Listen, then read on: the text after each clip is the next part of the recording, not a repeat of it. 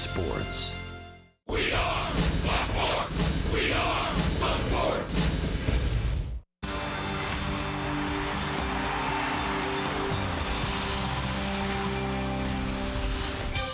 Welcome to the Wednesday Night Showdown, brought to you by your Tampa Bay area Mazda dealers.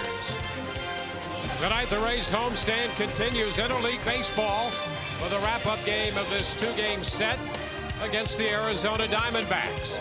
The Rays sporting the best record in the American League, and by virtue of a 64-43 mark, they're in first place by a one-half game in front of the Boston Red Sox.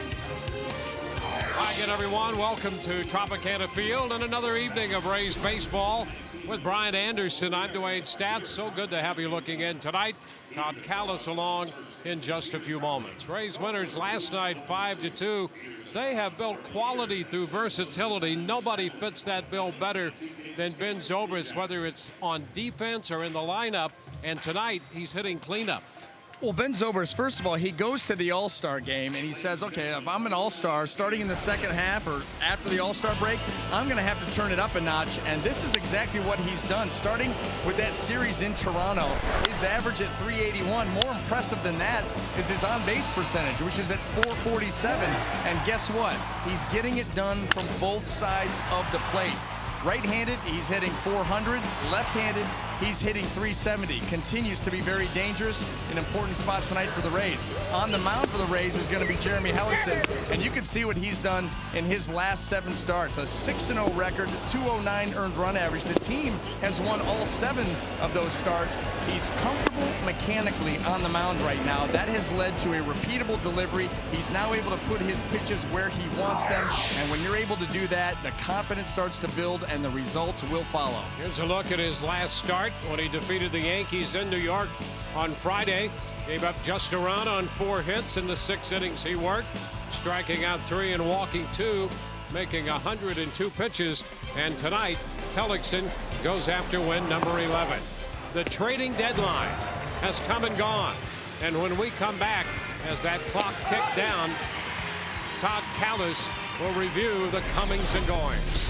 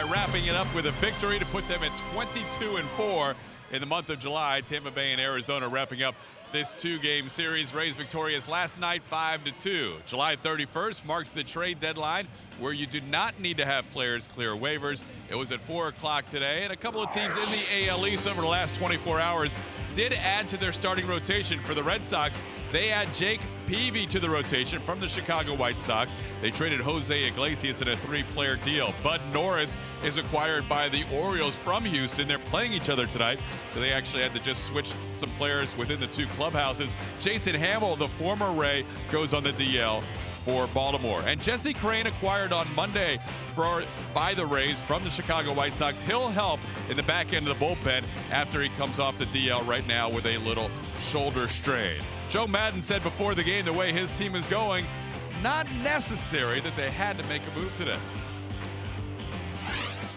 Well, you're always looking to make your group better, and if there was a way to make it better, Andrew would have done that. But, I mean, I'm very satisfied and happy with what we have here. The chemistry is outstanding. The way they interact is beautiful to watch every day. And we have a lot of different abilities and skills to offset different moments. So, again, you're always looking to make yourself better. But with this group and the way they're playing right now, I'm okay. Why not be okay? Those guys are okay too. Wow, they're having a great time up there. Dwayne Stats and Brian Anderson are going to answer your questions tonight on a Web Wednesday.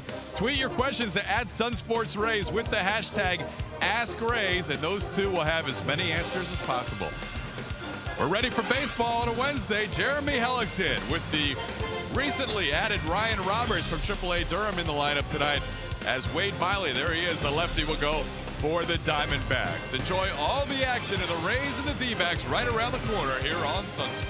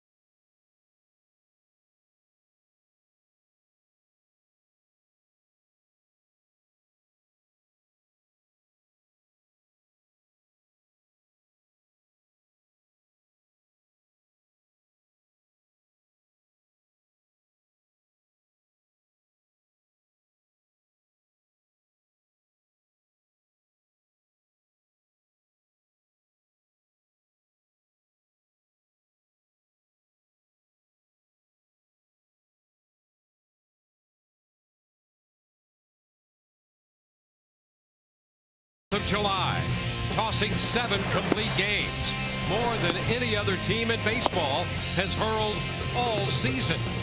The only member of the Rays staff without a complete game is Jeremy Hellickson, and tonight he looks to join the party and be in the center of the pitcher's post-game lead.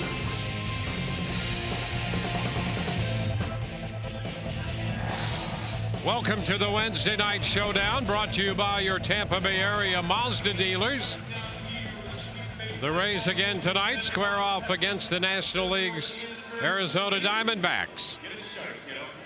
We'll take a quick look at the starting lineup presented by Sweet Bay Supermarkets. Gerardo Parra will lead it off. Parra in right field for Arizona.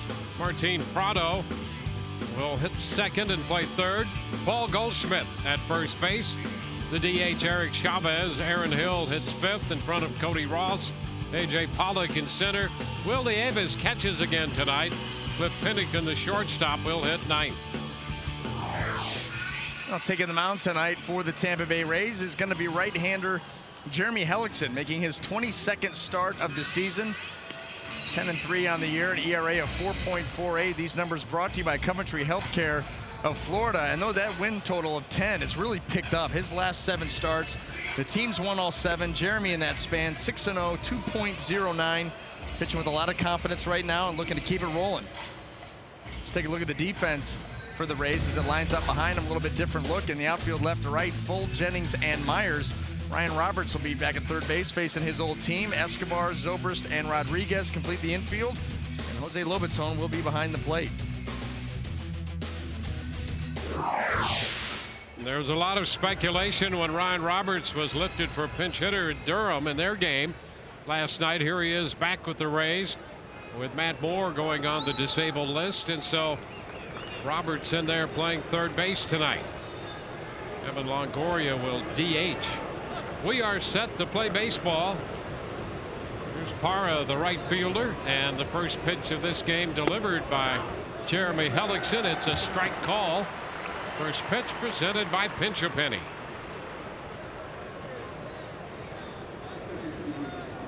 There's Evan Longoria. He'll be in the lineup, but not playing third base. Another strike, 0-2. Gerardo Parra at 270 on the year. Outfielder from Venezuela.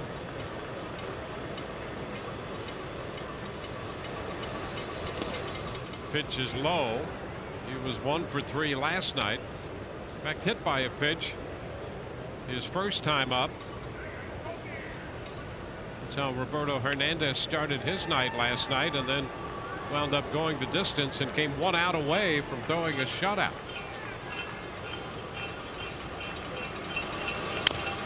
Chop right side. That's going to be a fair ball. And Sean Rodriguez at first tonight makes the play unassisted.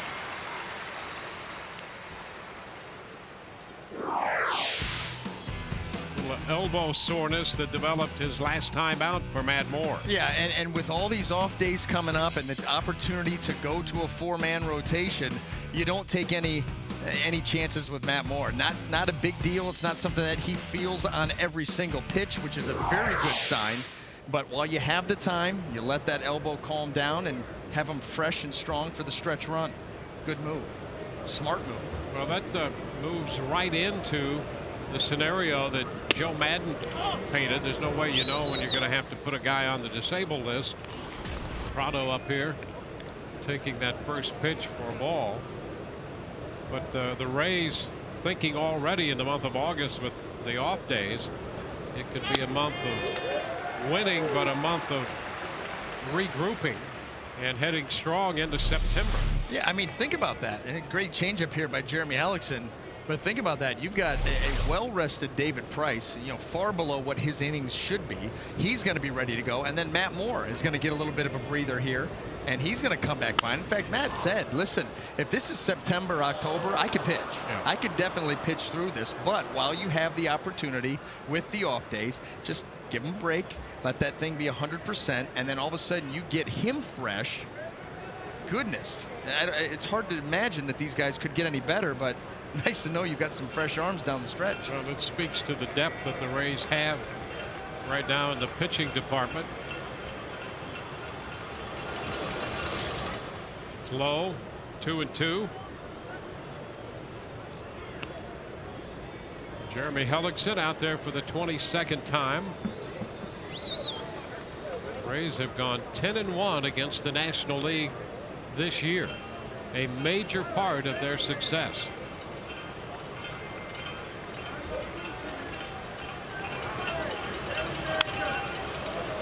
Headed out of play by Prado. Hellickson winning 6 straight decisions over his last 7 starts. Kirk Gibson, the skipper in his 4th season, skipper of the Arizona Diamondbacks. Man of the hour last night, Roberto Hernandez. When you think about this Diamondback lineup too, it's an off night when your best chance to score was in the 1st inning with nobody out and runners on 1st and 2nd, and that's when Paul Goldschmidt came to the plate after that hit by pitch, a base hit by Aaron Hill. Hernandez gets him to roll into a double play, and then it was off and running for Roberto. Up the left side, that's a fair ball. Off the sidewall, kicking back to Fold, who unloads in a hurry, but into second base goes Prado with his 20th double of the year. Well, Martin Prado, a very good hitter, handles the bat well, will use the whole field. Battles Jeremy Hellickson here, and after looking bad on a changeup early, gets one a little bit elevated right here, and he is able, see right there on top of the plate, moved up in the box a little bit, able to shoot this ball down into the corner. A nice adjustment there made by Prado in order to pick up that double. So scoring opportunity in the 1st by Arizona with Paul Goldschmidt up there, hitting 300 on the year and 383 with runners in scoring position. Looks at a fastball for a strike. The top RBI man in the National League.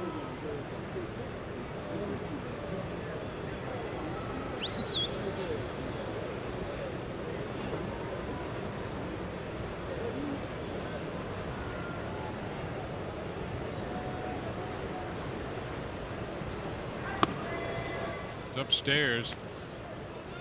Say this for Goldschmidt, he looks like a hitter up there. There's no question about that. Captain Caveman. I mean, he gets in there a little squat and gets that bat wrapped back behind his back, ready to uncoil and take a rip. And you know, it's amazing that he's been able to put up the numbers that he has when you know that he's the focus of every pitching staff, every city they go to. That pitch in, and it hits him. So Goldschmidt hit by a pitch. You're right about that. When you look at their lineup, just all you have to do is look at the production numbers. They immediately pop out at you, and he's the guy that you don't want to let beat you. Yep. And so every time they go and play somebody, he becomes the focus, and yet still able to come through more times than not. That caught him right on the inside of that right elbow, and you certainly understand the grimace. That does not feel good in there. Second man that Hellickson has hit this year.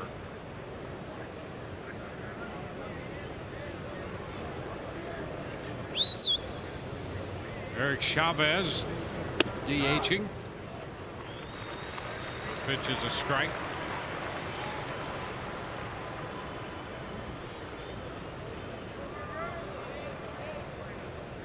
Chavez had an even 300.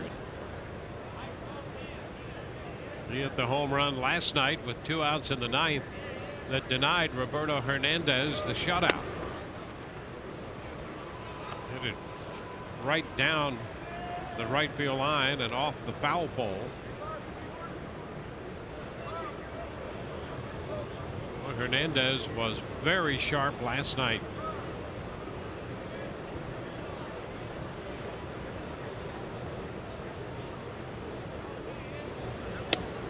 That's a strike.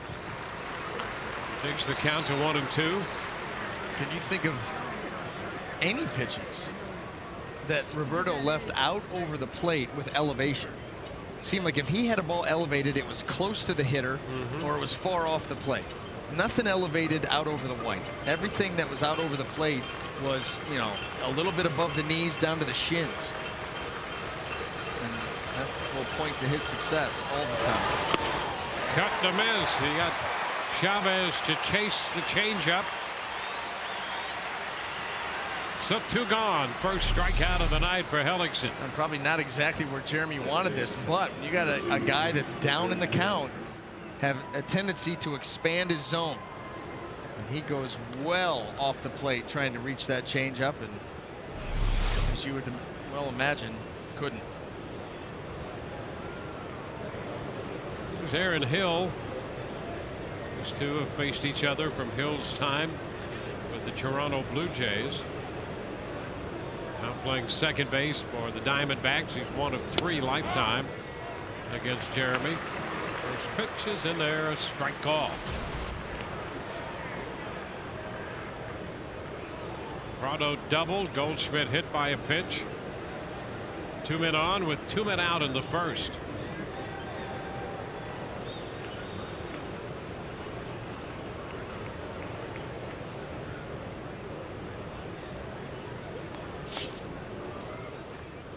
Covered up by Lobaton. The changeup.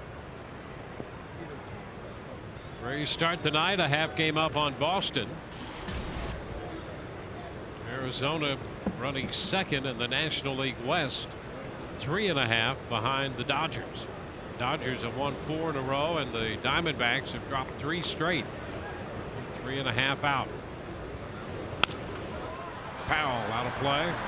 It's 1-2.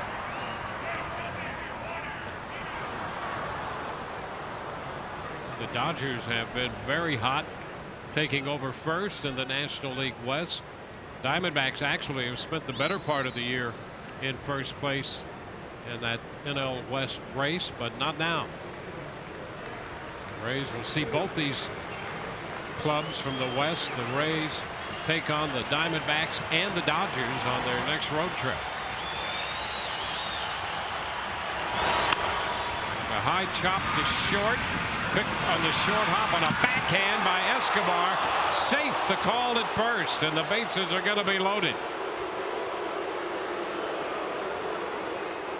And I'll tell you what, first of all, that was a tough hop that Escobar is going to have to contend with off the bat of Aaron Hill. And he comes in, lets it bounce, and takes that short hop on the backhand.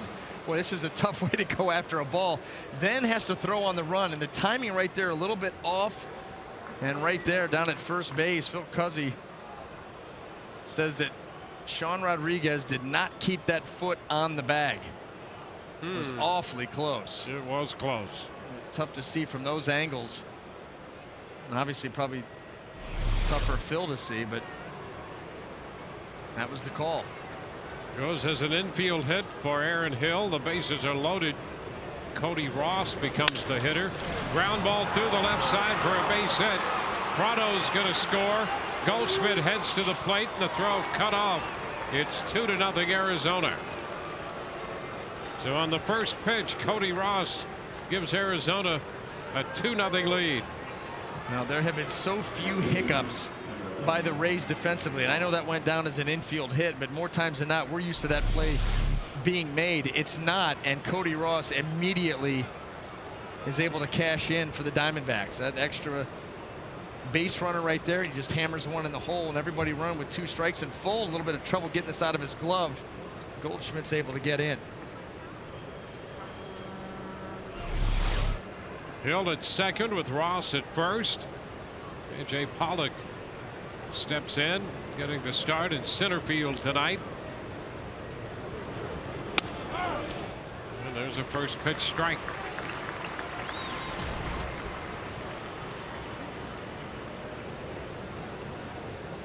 A 25-year-old outfielder.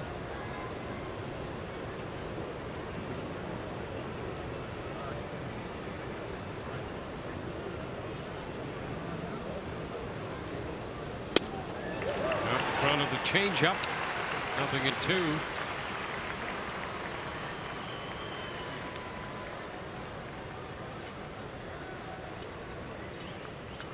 He spent most of last season with their AAA affiliate at Reno and hit .318 there.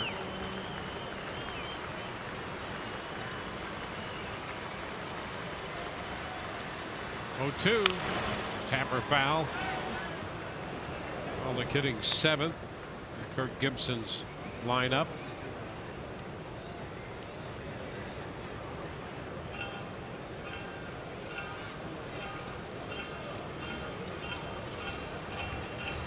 Two runs in, 2 men on, 2 strikes to count to Pollock.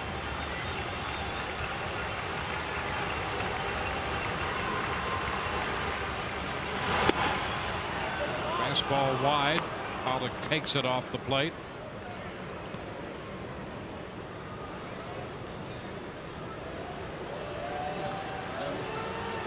Will Nieves, the catcher, on deck.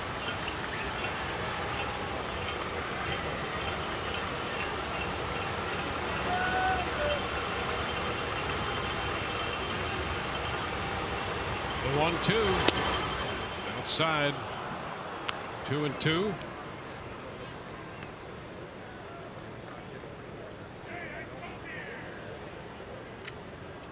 So Arizona with 2 in the first.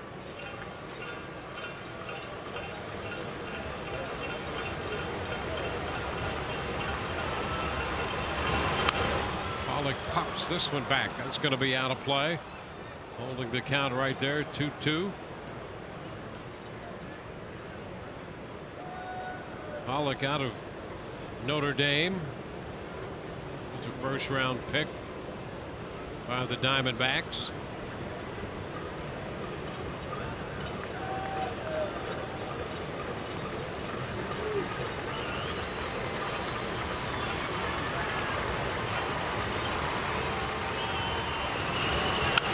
And it's lifted to the right side, shallow right. Will Myers is there to retire the side. 2 men scored, 2 men are left. Rays coming in to hit. Bottom of the first.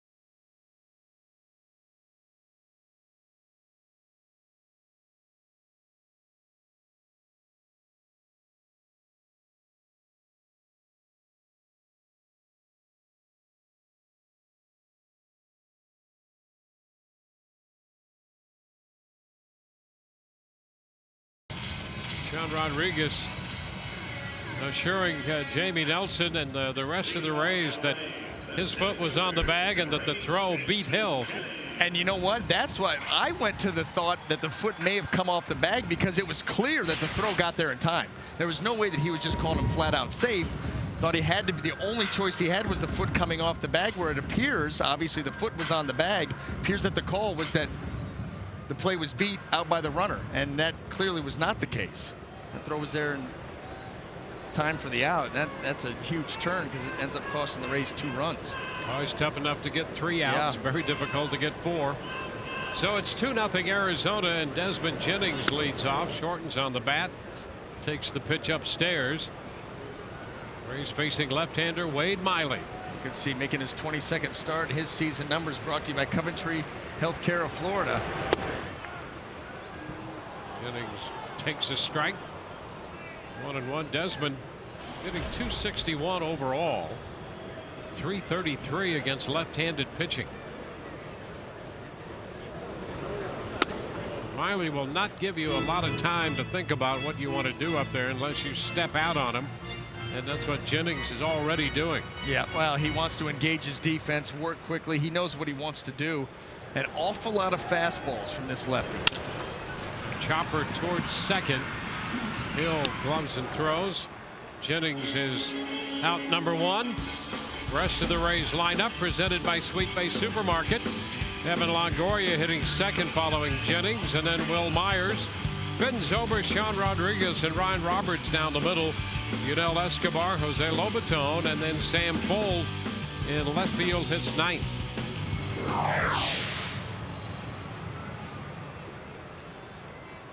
Evan up in the second spot, hitting third last night. He was 0 for 5. Fouls a pitch out of play. And when you see Miley's breakout, he gets the right-handed hitters. He is over 70% fastballs, and it gets even, easier to figure out from there. A lot of fastballs early in the count and behind in the predictable counts. So the Rays should be able to at least be able to hone in on what he's trying to do. Yeah. Loves the slider with 2 strikes to the right-handed hitters and the lefties. Evans breakout, 345 against lefties. This one is down. They say Miley does get a little cut action on his pitches. He was a 16-game winner last year, 16-11 in 29 starts. ERA in the low 3s.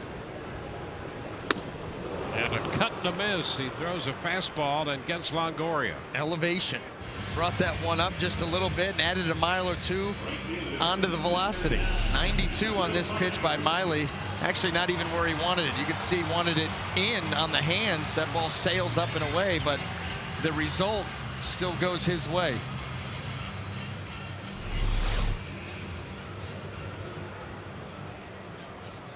Two up, 2 down, and Will Myers stepping in.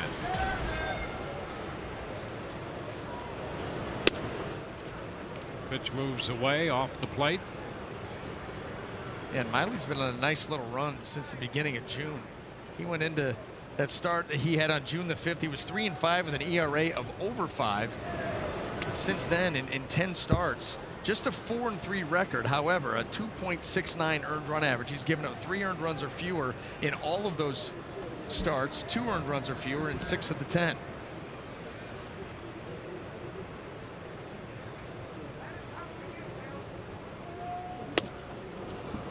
Myers swings through that changeup.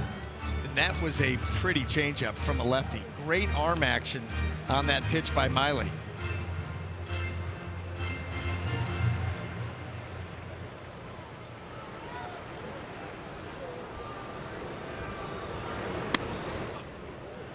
Fastball away. It's now 3-1. Miley out of Louisiana. He was born in Hammond, Louisiana, in the New Orleans area, up to southeastern Louisiana. And there's a strike on the corner. The Rays actually drafted him out of high school in 2005, and he went to college instead. Boy, dots that fastball right on the outside corner for the second strike.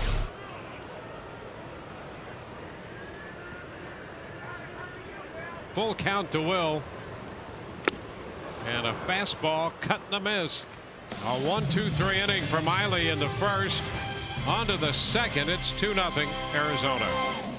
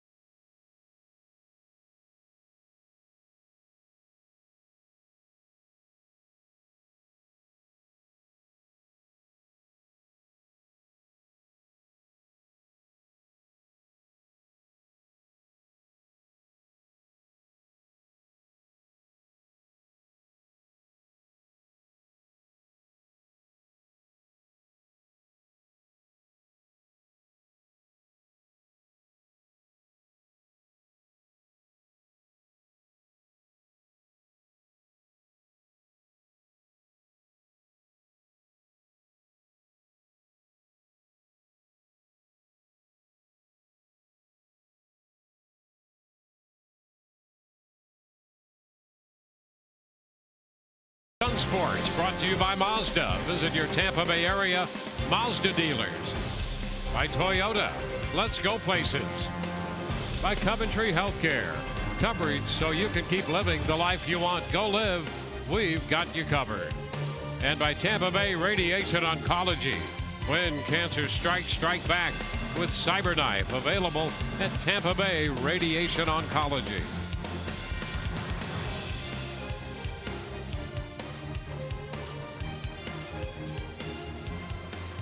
On to the second inning we go. Well, the catcher's going to lead it off. Nieves catching both games here in this short 2-game set.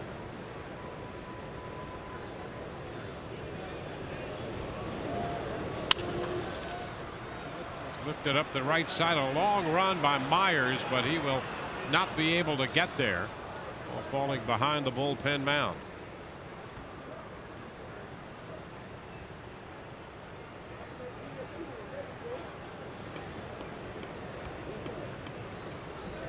We'll have Cliff Pennington, the shortstop, the number 9 hitter next, and then the top of the order, Parra.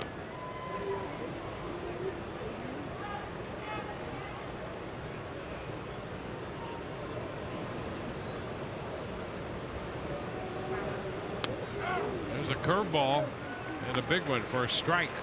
0-2.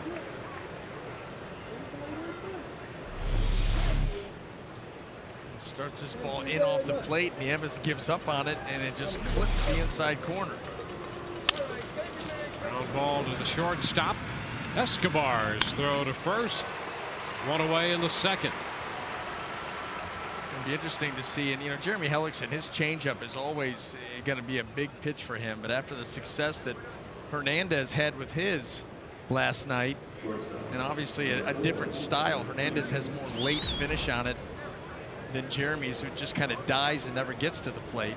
But you got to believe, you know, Jeremy said, I'm going to watch Roberto Hernandez and see how he pitches to these hitters, try to formulate my game plan since I've never seen him before. Pennington fouling it back for a strike. That changeup, something that Hellickson has had dating back to his second year in the Rays minor league system. He pitched just a handful of innings in 2005, and then the next year at Hudson Valley started to dabble with that changeup. 1-1 to count to Pennington.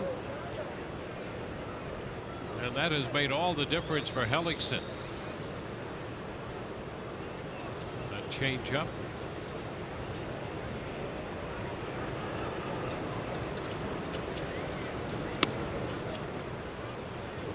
A ball and 2 strikes. One thing we have not seen a lot of this year from Hellickson that we did see some last year is that cutter. Yeah, he pretty much has shelved that pitch. And you know what? I think for the best.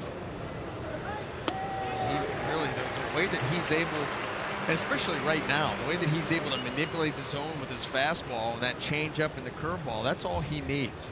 It's something that he can add down the road, maybe in an occasional tight spot he wants to go to it. But his 3-pitch repertoire is good enough. He's shown that in the last month and a half. We got strike 2 to Pennington on the change, and now this one is lifted into right, back to the track, and Myers is there. Pennington lift the fastball back into right field, and Myers had the range. 2 gone. So 2 outs in the second inning.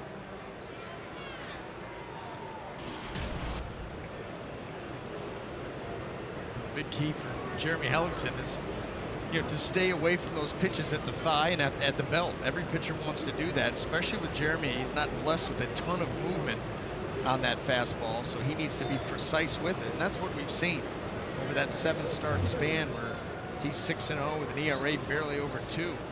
Everything down, down, down.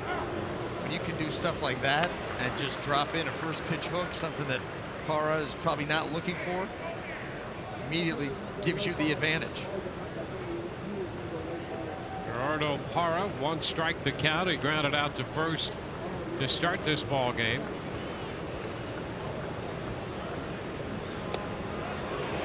go.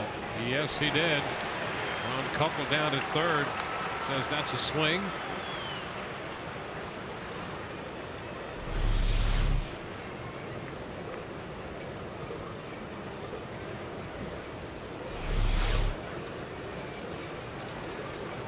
Madden has his club 21 games over 500.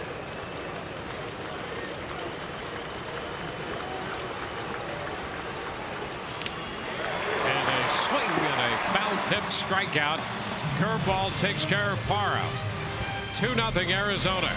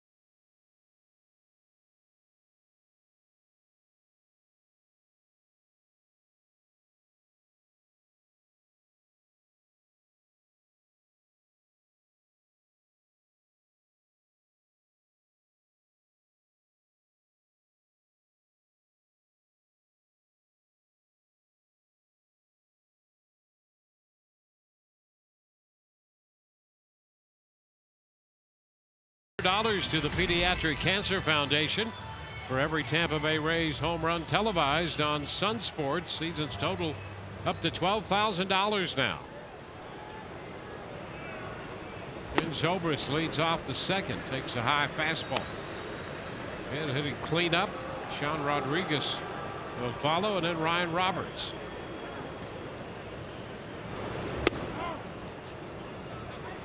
It's 1-1. Rays are down 2-0. Diamondbacks scored 2 in the first. But Arizona's only 7-9 when they score 2 or more in the first. And that's a little unusual. In fact, that's the worst record in the major leagues. Should be. Scoring 2 or more in the first. 7-9.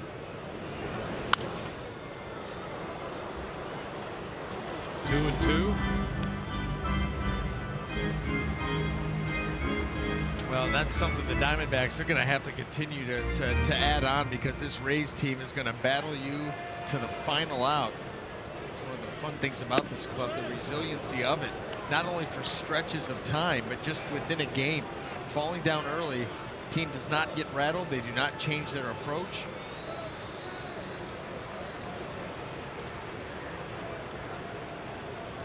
Three-two into center field.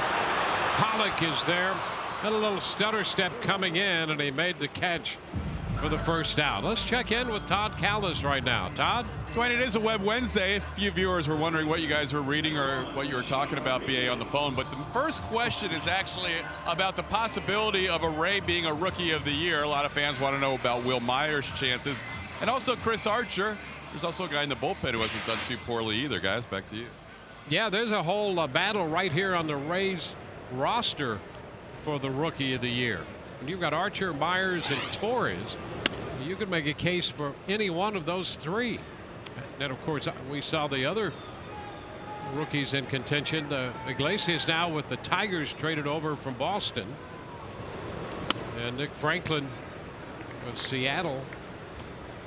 But it would be, if you had to pick just from the Rays roster, it's between those two. It would be quite a challenge which way you go right there, pitching or hitting. Yeah, you're absolutely right. I mean, the run that Chris Archer has gotten on, not to take anything away from what Alex Torres has done, but if you're talking about the Rookie of the Year race with his position in the bullpen, if he's not racking up saves, that's probably going to hurt him. But legitimately, Chris Archer, if he continues to pitch like that, you make the case. But Will Myers has been extremely productive with the stick, and I think that's a coin flip. Truly, if it's between those two guys just on the Rays team, it's a complete coin flip. And this guy, again, not racking up the saves, but oh so important, came on the scene as a long guy, going to be a mop-up guy, had a couple of 4-inning outings just to bridge the gap and get through some tough games. And it was so good that Joe Madden was forced to move him to the back end where it's crowded down there, but he just continues to come in and get big out after big out. Ryan Roberts takes a strike. Well, Myers,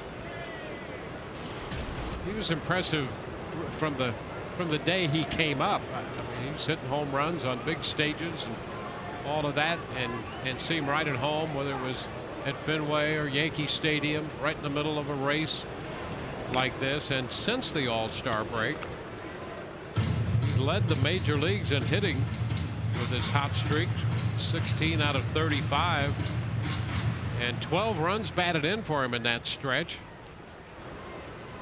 So a strong case for Will Myers.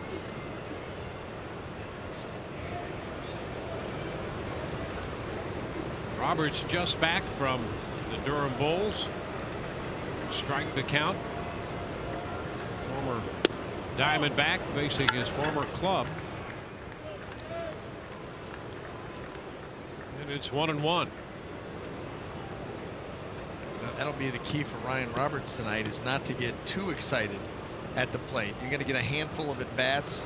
It is your former team. You definitely want to have a good game against them. You just got to stay within your game plan, within your approach off this particular pitcher, not try to do too much. That would be the temptation. Well, he represents some of the depth that the Rays have already.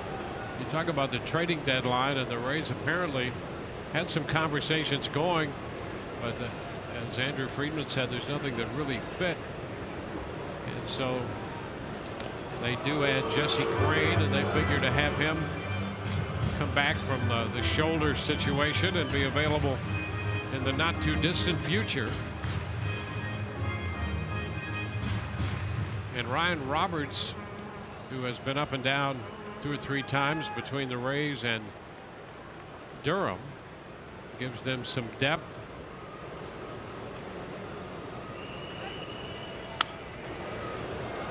Two, the pitch foul out of play. And we've seen Ryan Roberts when he has come up in this role. He's not gotten discouraged when he's gone back to Durham. Certainly that's not where you want to be, and that would be, you know, something that you can understand a guy going down there, and you know, so I feel like a big league player. I am a big league player, but he has accepted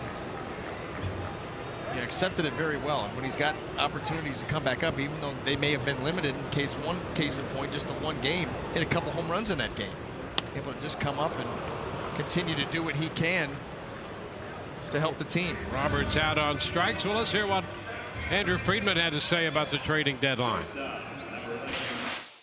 The good thing is we're in a fortunate position where we don't have any obvious glaring issues and things that, you know, we had to address, and so it allowed us to be, you know, a little more selective. And we went through and had a lot of different conversations, and really it was about any way we could, you know, continue to fortify our depth, we were going to be aggressive to do so.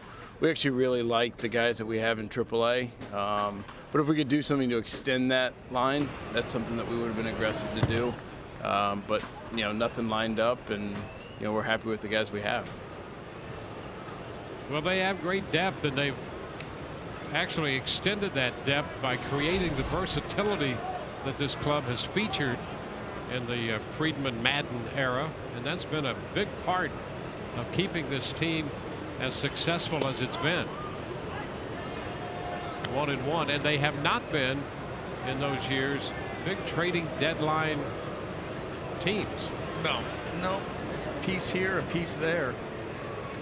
I think in past years, you had that desire to, like, go make a splash. But this year, and we talked about it, once the trades and the trading deadline and all the talk started to heat up, and just like Andrew said, not a lot of glaring holes. That really no glaring holes. And Andrew had even said, said if we can upgrade somewhere, we'll look into doing that. But we don't feel like we have to go and address any specific part of this team because they've all been clicking. Well, it's certainly a position of strength. That trading deadline's it's like a poker game. Yeah. And, yeah. And so you don't show your hand.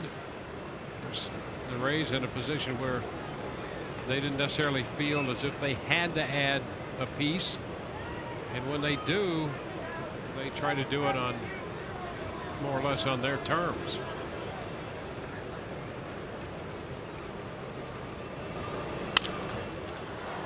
Escobar fouls it out of play. The count is 2-2.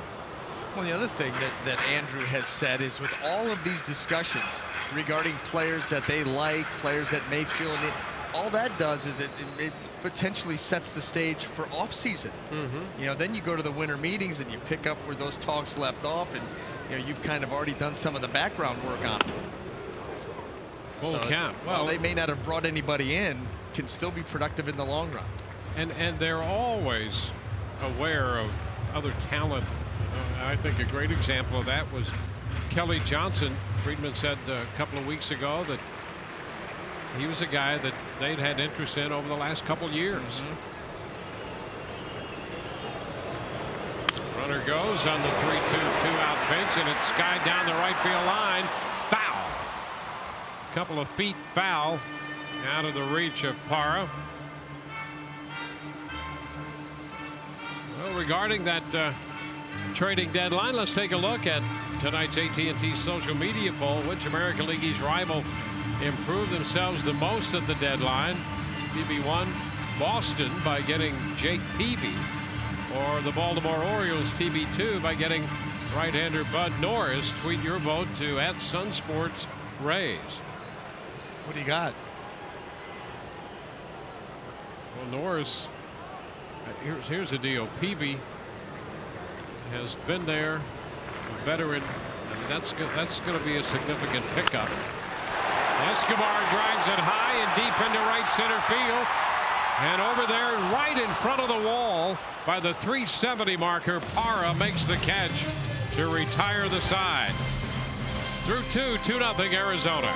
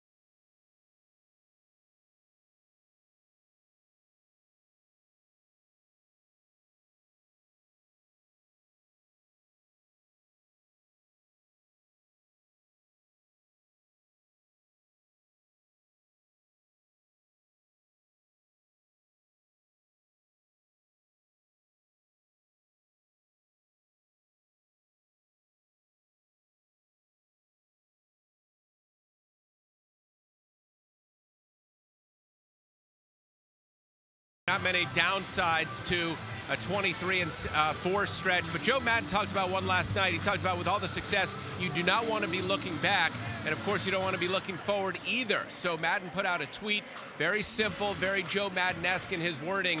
He just talked about stay in the present, boys. It was very simple and kind of a Madden-y thing to say. He always has motivational notes everywhere in the locker room and wherever players could see it. In fact, on his lineup card last night, he had a very similar sentiment. Just stay in the moment, guys. Well, that's what the Rays do. I like the crooked lineup card there. It's a good move. There it is. That's fantastic. And a little note to Ben Zobrist right beside it. Someone had their eye exam today. Goodness. 1-0 the count to Prado. Martin Prado leading it off here in the third.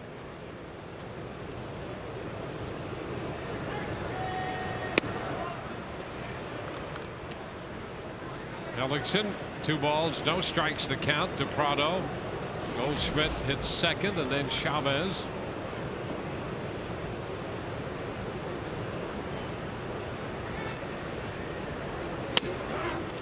That'll be a strike. It takes the count to 2-1.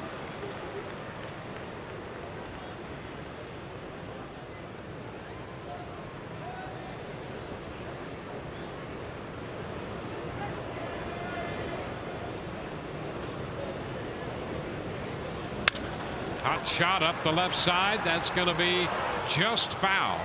Prado already has a double up the left field line in the first when he scored the initial run of the game, and just missed an extra base hit here. Boy, just a little bit too quick. Couple of feet.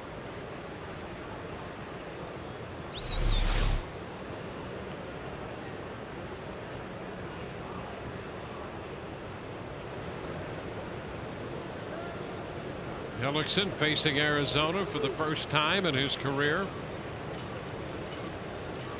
Been on a great run right along with the Rays. Rays 23-4, 10-1 in interleague play. Won 11 of their last 13 to get to 21 over 500. And you go back to about the middle of June. That's when Hellickson got on this current run, 6 in a row, and the Rays have won all 7 of his starts in that stretch. He had a no decision against Minnesota, and the Rays won that game 4-3. Well, it's just been consistency for Jeremy. You know, earlier in the year he was victimized by some big innings. He'd be rolling along, you know, give up some runs early and then maybe retire 13 in a row. Be rolling along, all of a sudden hit a bump, give up 4 or 5 runs. Very frustrating time for him. Back down the middle to center. Jennings is there and puts it away. That's out number 1. Tonight's game available in Spanish via SAP, brought to you by Coventry Healthcare of Florida. And here's Paul Goldschmidt. He's out of Texas State University in San Marcos. Grew up in the Houston area in the Woodlands.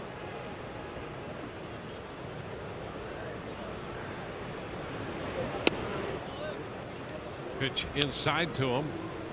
1-0. Boy, if you have baseball talent, you don't have to go to the biggest school in the country either. You go to a school where you can play a number of games. You play a lot of games and people are going to find you.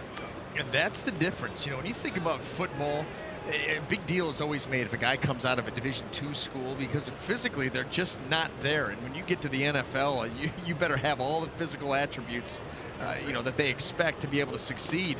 You know, you got to have the size, speed, and all that. But baseball, being a skill sport, you're right. you can play anywhere, and there's scouts out there. They will find you. You know, the key is obviously getting into a good summer league, because then they can go out to these different tournaments, and you know, all the teams are, you know, coming together and scout a lot of guys. But you're right, it does not matter where you are, what high school you go to, what college, what division it is. NAIA. I mean, look at Ben Zobrist out of Dallas Baptist, NAIA school. It doesn't matter. If you have the skills, they will find you and you'll get your opportunity. Yeah, that's why the junior colleges, community colleges are so important, particularly in good weather locations where you can play a lot. And then the summer leagues, as you point out, very important in the development and the discovery of talent. Jerry Chavez.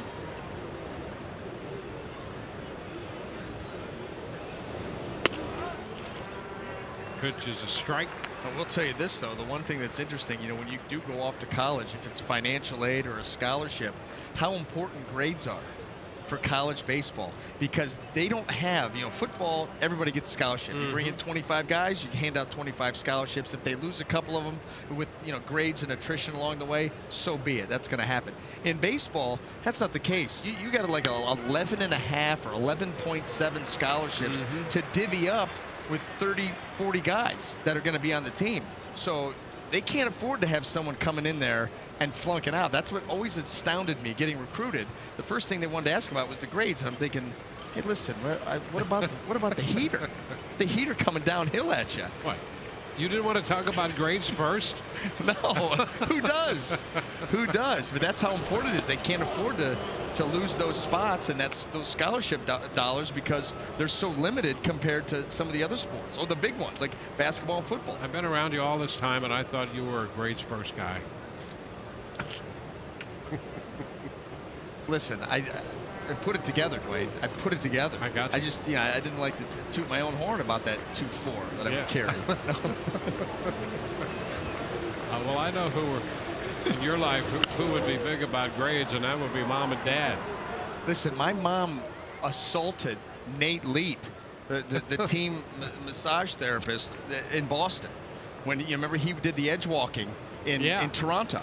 Okay, so I'm introducing them after one of the games, and she went 2 high fingers into his chest, and I mean, literally, it was almost an assault. I saw the security guard looking at Mom like, slow down. And Nate was like, well, I know where this kid comes from. So yeah, you better believe it. She's all over the grades. This one is down 2-2. So that's where you got the high left. Oh, I'm telling you, Dwayne, if you could have seen this. And I think there was even an idiot dropped in a very, you know, fun way. But yeah, I mean, it was aggressive. I'm sure you thought it was in a fun way too when you were on the receiving end, huh? No. 2-2 lifted foul out.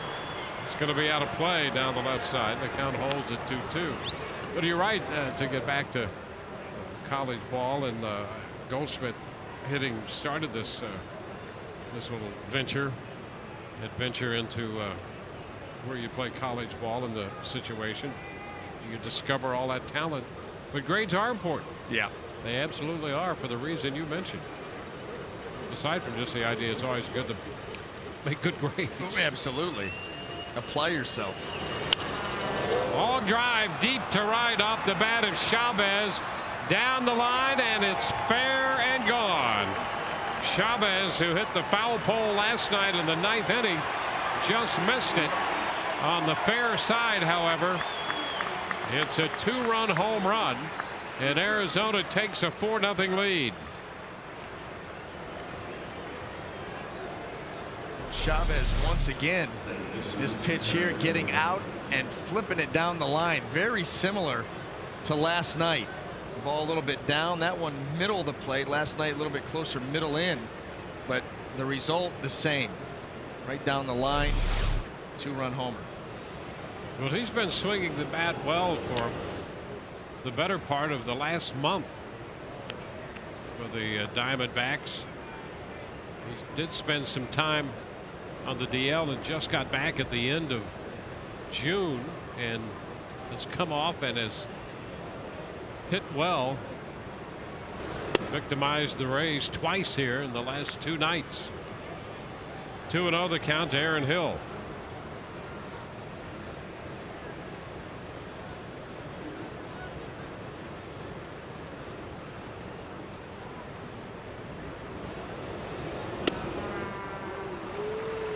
2-1.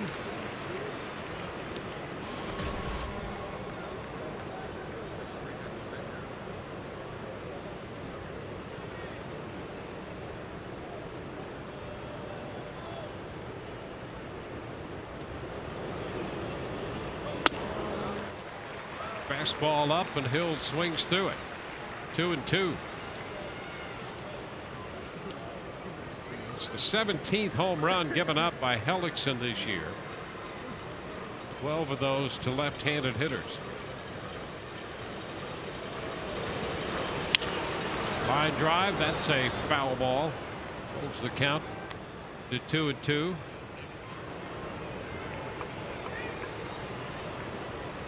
Jeremy had given up only 2 home runs this month. That's number 3. Most of those came early when he struggled. In fact, he went through June and gave up only 2 home runs. 12 over April and May, and he strikes out Hill on a changeup. 2 gone. Well, you look at Jeremy, even like his month-by-month earned run average. You know, April it was 4.3, May it was almost 6.7, but then in June started to get under control, 3.53, and then July down in the 2s. You see right there. And how about the record? 8-1.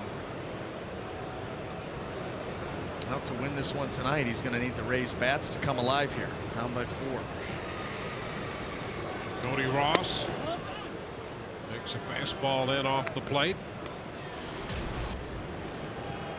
Well, that home run by Chavez, the first hit in 7 at bats off Hellickson. Little tapper, third base side. Roberts will make the pickup, and it's fair. And Ross has himself a base hit. Well, there was no chance to throw him out. And that's why you let that roll. And more than likely, it's going to stay fair. But because you're not going to attempt to play anyway, you just keep your eye on the ball, you keep your eye on the runner, and you let that keep rolling. There's still a chance there that maybe you could end up foul, but no reason to come in and field it if you're not going to try and make a play. An infield hit for Ross. J.J. Pollock.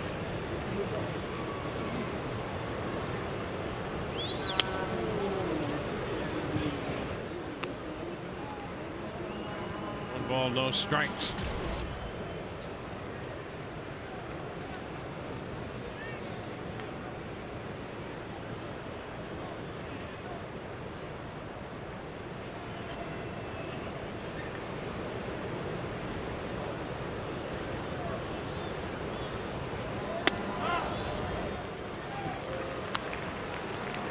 It's a 1-1 count.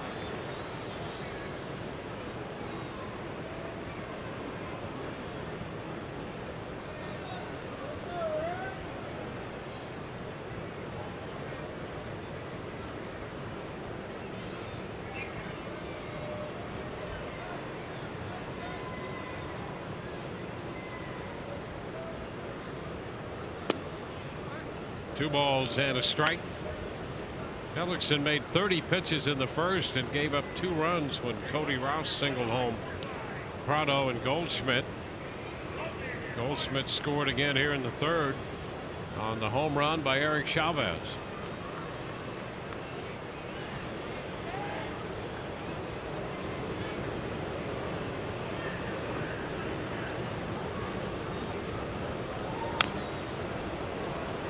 Two and 2.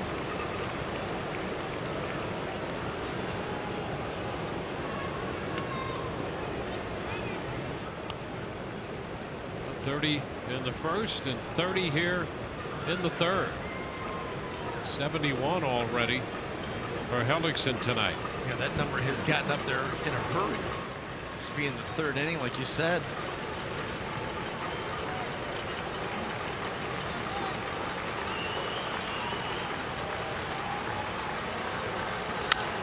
Chopped to second. Zobrist with a toss to Escobar coming across the bag. 2 runs scored on the home run by Chavez. 4-0 Arizona.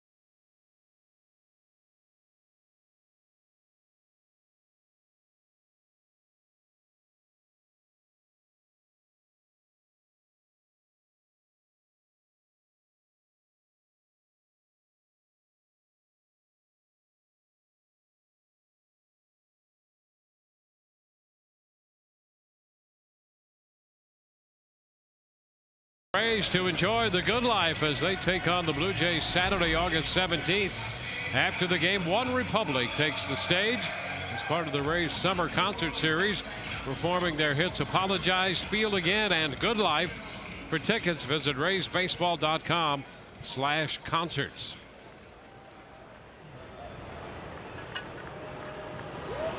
Jose Lobaton takes a strike. The bottom of the third is underway. That pitch on the outside corner. Fastball from Wade Miley. Fastball in the upper 80s. Pitch fouled away. 0-2. And before you could get that out, then he comes with the changeup. I mean, he works extremely fast. It reminds people of Mark Burley. Might throw a little harder, but he knows exactly what he wants to do, and he gets after it and does it. Another nice off-speed pitch there by Miley to take down Jose Lobaton.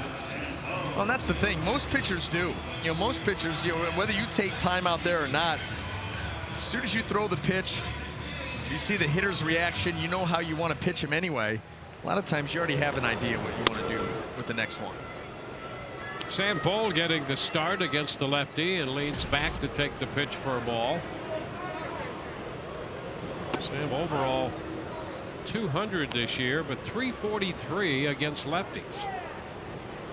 Well, that's part of the reason for the Rays' success as a team against left-handers. Not only left-handed starters, but just left-handers in general.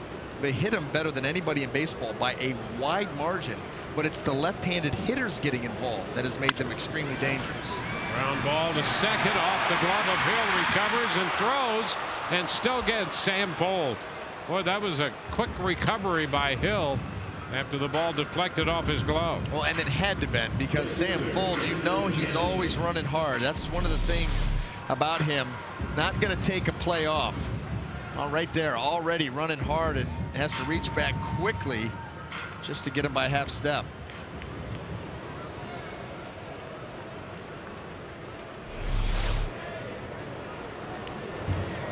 Desmond Jennings takes a look at the off-speed pitch, a changeup, and it was a little bit wide.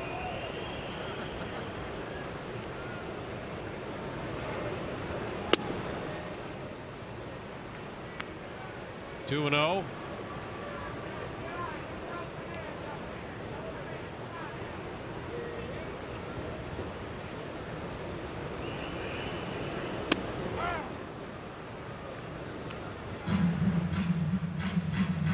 Miley has been given a 4-run lead.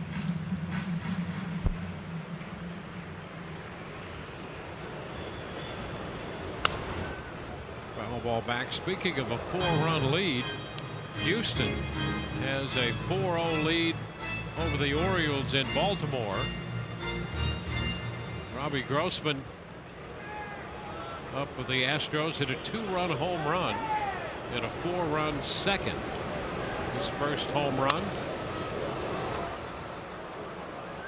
Grossman, a local product in Houston from Cy-Fair High.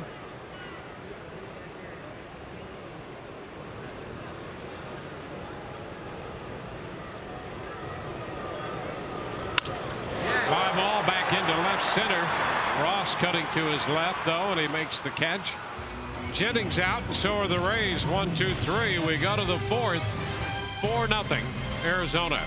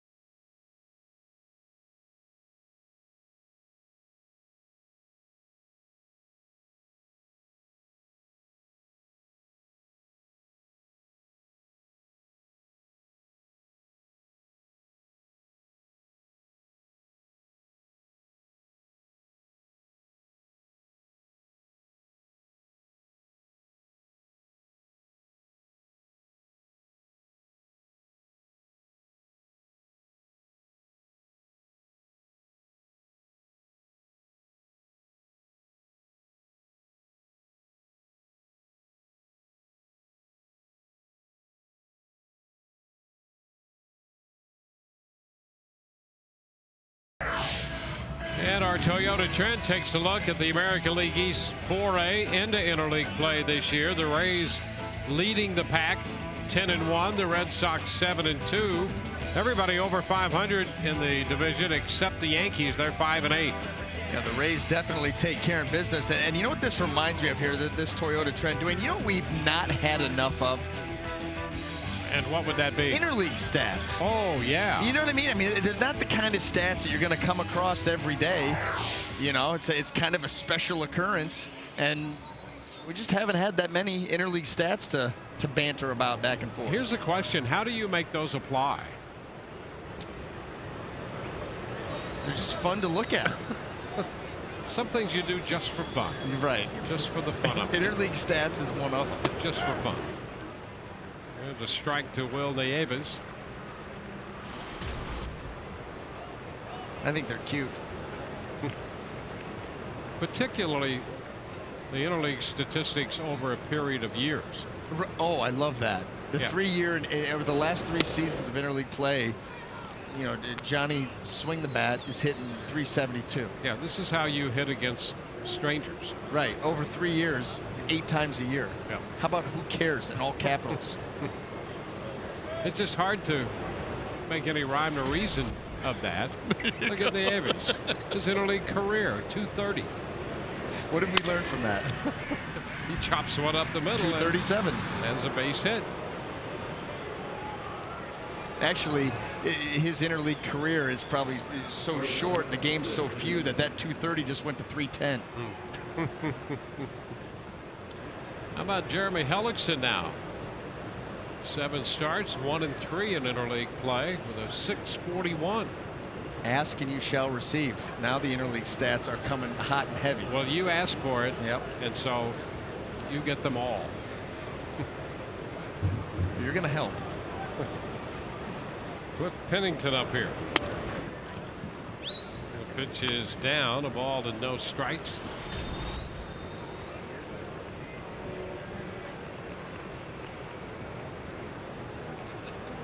Pennington hit a fly ball deep to right in the 2nd inning.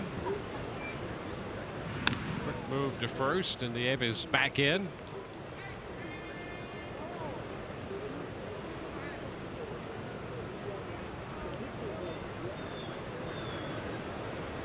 Torres is going to get up and go to work in the bullpen here. Hellickson picks up a strike at the knees. Hellickson getting close to 80 pitches, and he's only facing his 2nd hitter here in the 4th inning. And that's why Torres starts to move around in the Rays bullpen.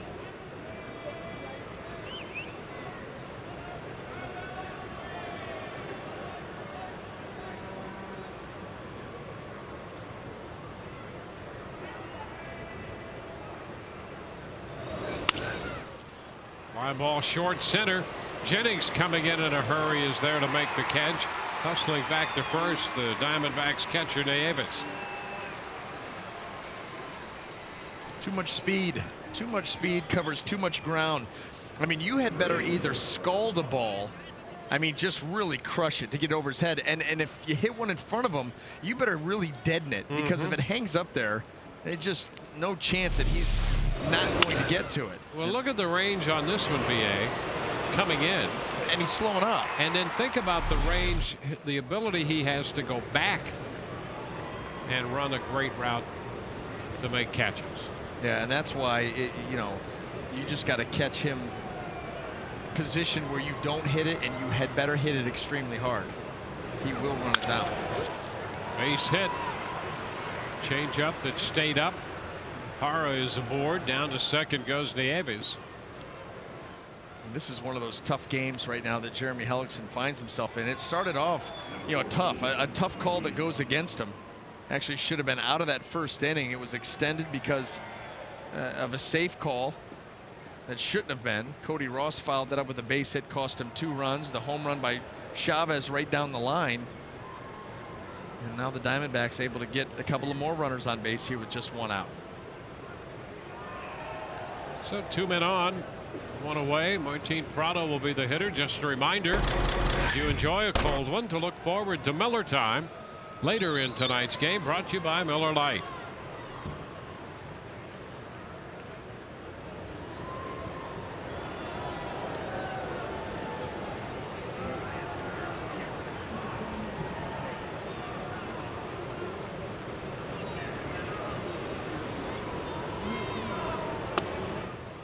Curveball that missed.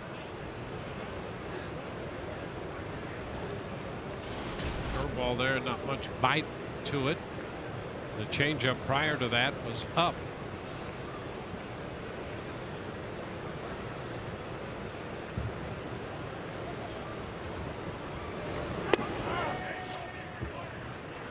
Pitch is a strike, 1-1.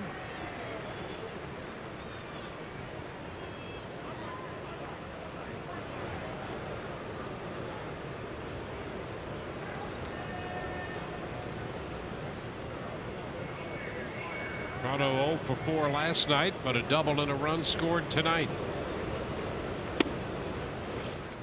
And his production for the Diamondbacks been a little bit of a mystery. He's been such a good hitter in the National League in his time with the Braves, and the Diamondbacks were happy to have him on their club and still think that he's going to be more than just a supplemental part of their offense. Yeah, and I would agree. Good. Great approach at the plate, hit the ball all over the place.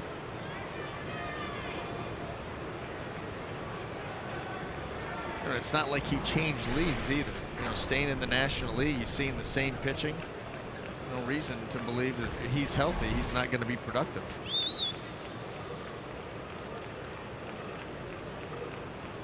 Conference on the mound that takes up a little time for Torres in the bullpen.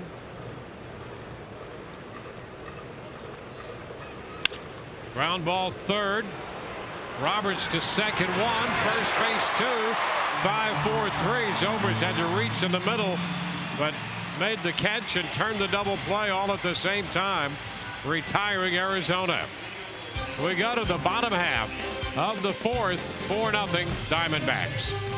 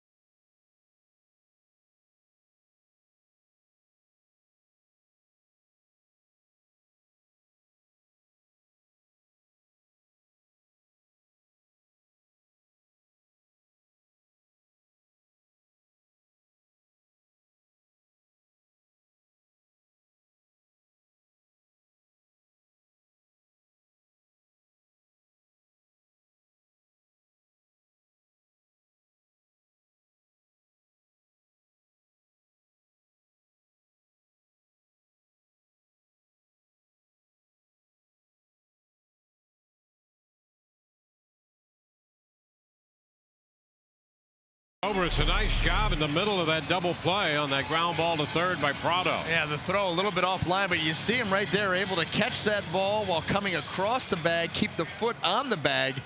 Some nifty footwork there and avoid trying to get flipped out there at second base to make the return throw. Longoria hitting a little roller to first. Back of the bag, Goldschmidt with the flip to Miley. So Longoria is out on the first pitch. That off-speed pitch got him. You know, and that's interesting, too, because Ben Zobrist, you know, we talk about the feeds of Evan Longoria, and they're always pretty much right on the money. And obviously, you can get lazy mentally. Like, well, this ball's just going to come to me and not be ready and anticipate a throw that's slightly offline. And that ball, Ryan Roberts, just a hair offline, but in anticipation of that, he's able to set his footwork and make that play. And I'll tell you what, the footwork for Ben Zobrist at second base has really taken off now that he's out there every day. Yeah, and all of that goes to preparation and mental awareness, and Zobrist has a lot of each. Yeah, no doubt about it. Now Will Myers. Myers struck out on a fastball its first time after going to 3-2. 4 strikeouts in this game by Miley through the first 3 1/3 innings. And the Rays are still looking for their first hit. It is strike one. It is so much fun to be able to sit up here and watch that Rays infield at work. I mean, every position.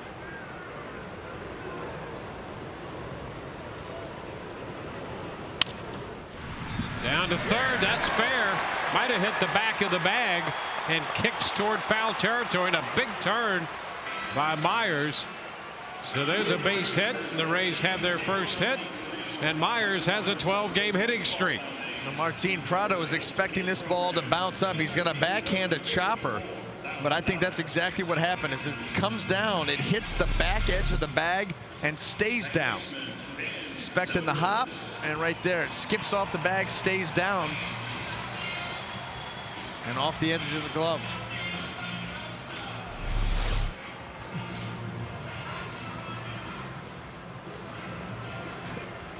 One on, one out. And here is Ben Zobrist.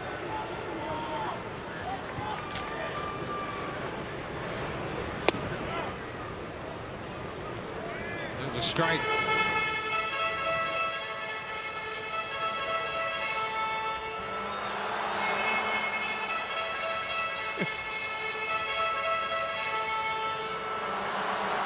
Strike the count to Ben. Seattle has a 1-0 lead in Boston. There's a base hit. Just fair up the left field line. Extra bases. Myers on his way to third. Into second goes the throw, and Zobrist with a stand-up double. So suddenly the Rays have something brewing here in the 4th inning. It's Ben's 26th double of the year.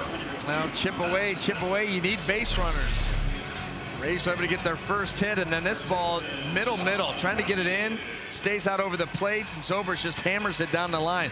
He has been swinging a hot bat coming out of the All-Star break from both sides of the plate. And puts the Rays in position here to cut into this Diamondback lead.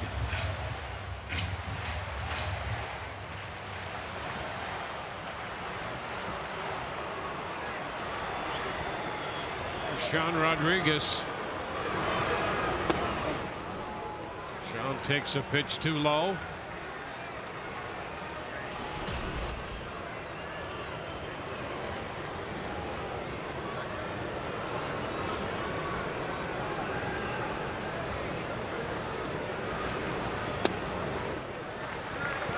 Now Rodriguez ahead in the count. So the Rays second time through have put up their first scoring opportunity. This becomes a big spot here with the Rays down by 4 in the bottom of the 4th. High fly ball toward the left field line. Ross makes the catch, and the runners will hold. Ross uncorks that one right back down the line. And no chance for the Rays to get a run on that one. Well, I'll tell you what, Dwayne, the one thing that we did see last night from this Diamondback team is across the outfield, these guys can throw the baseball. I mean, this maybe one of the best throwing outfields in the game, and Ross uncorks that. No chance to send anybody.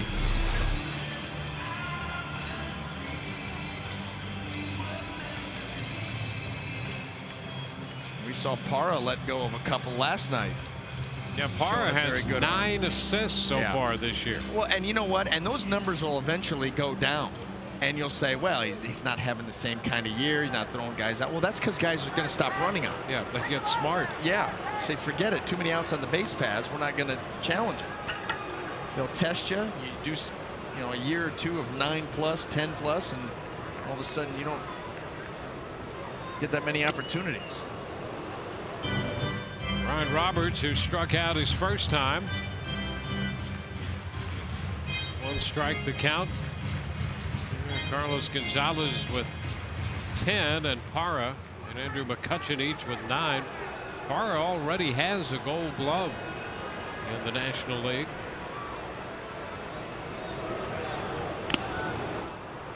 Roberts finds himself behind in the count again. 2 strikes. The slider by Miley. It's hard, 84 miles an hour. It's tight, and it's got that good depth to it. It's not, the slider that sometimes guy will have a sweeping type of slider. This has sharp bite down towards the ground.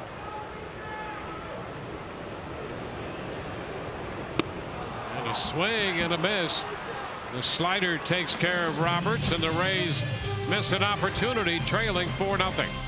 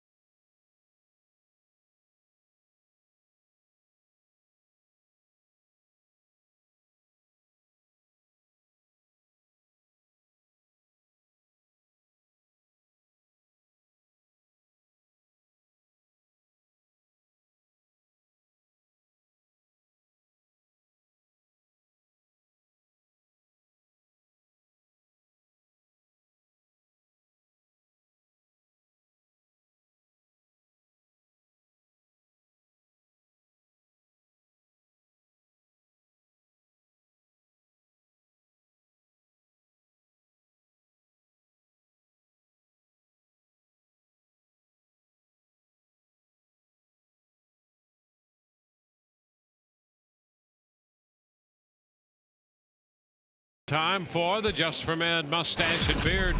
Play like a champ. That's what the Rays have been doing in the month of July. 21-4. And the starter ERA is 2.10 with 7 complete games in the month. It's just astounding what this pitching staff has been able to do. Not to mention the offense at that average, 26 home runs, and it's getting to the point where if the Rays lose a game, and obviously they're going to, maybe between now and the end of the year, you're almost shocked by it. Everything's going so well that they bring their A game, it seems, every single night. Play good, sound, fundamental baseball. Paul Goldschmidt ready to lead off the 5th. Then Eric Chavez and Aaron Hill.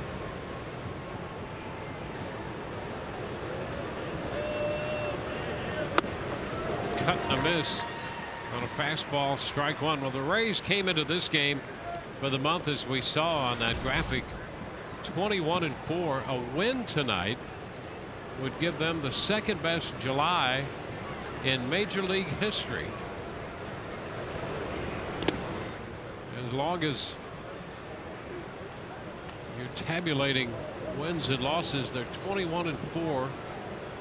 The 41 Yankees were 25-4.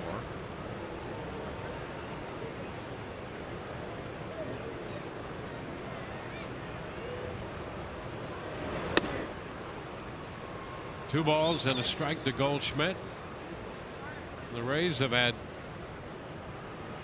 3 pitchers in the American League. 7 pitchers have as many as 4 wins this month. Price has 5. Archer and Moore also have 4 wins. And Hellickson had 3 for the month coming into this game. It's Myers to make the catch on the fly ball by Goldschmidt.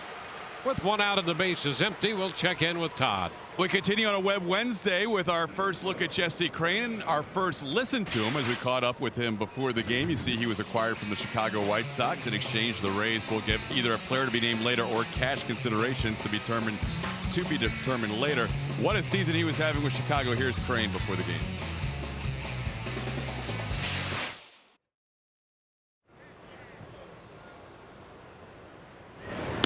Meanwhile, Eric Chavez takes a pitch high. Obviously, I want to be out there as soon as I can be, but I realize, you got to be healthy for the rest of the season. You got to, make sure you do it the right way. So we're going to get that, talk and kind of get a plan together and go from there. Said he heard from Jeff Keppinger before he left the White Sox, and Keppinger told him how much fun it was to be a part of this clubhouse. And guys, our question is from the fans, what kind of impact do you think Jesse Crain could have on this team in 2013? 2-0 to Chavez. Now ball 3-0. Well, an arm like that, a healthy Jesse Crain in that bullpen gives them great depth. And what he can do when they get him back healthy. You recall how good the bullpen was. Go back to 2008 and the depth in the bullpen. And that's been a feature of the Rays' success. Crain is more of the same. And you can imagine too, if he's able to come back healthy and you add him in September, and then all of a sudden you get into those tough games. You talked about that stretch to end the year, 20 straight games against tough competition. Get us into some extra inning type situations, and you can just continue to run quality out of that pen all the way and just outlast the other bullpen that you're facing. Well, this 1-out walk here in the 5th will spell the end of the evening for Jeremy Hellickson. The Metro PCS call to the bullpen.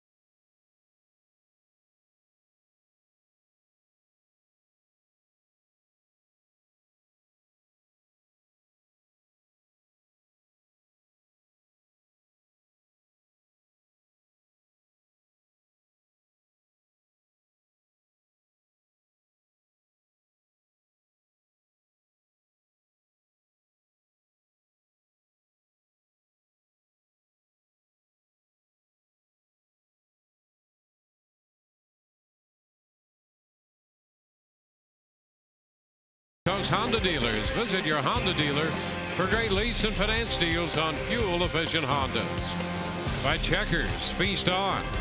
And by the Smurfs 2 in theaters July 31st.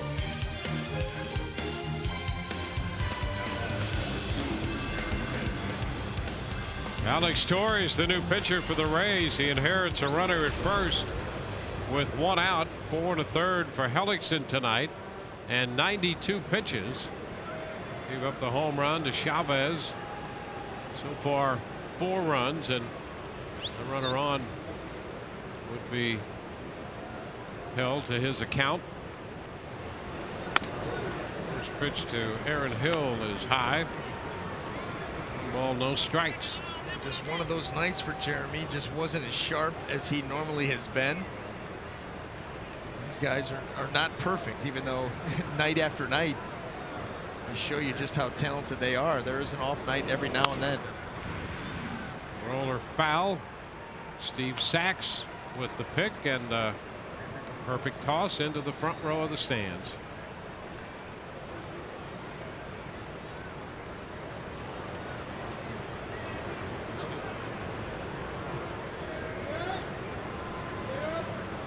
One and one the count.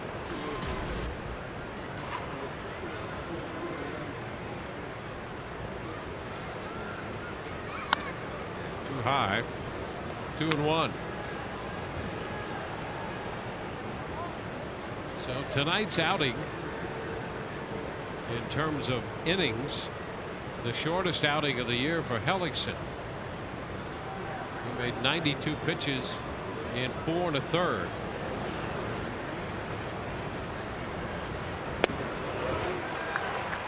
Two and two.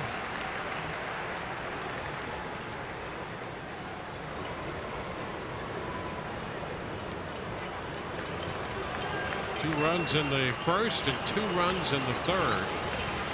And the 1-out walk in the 5th. 1 on, 1 out.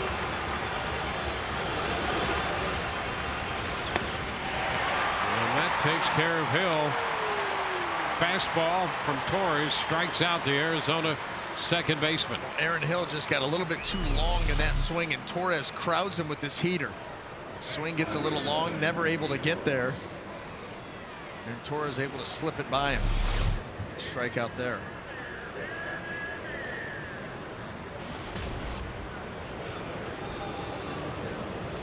Now Cody Ross.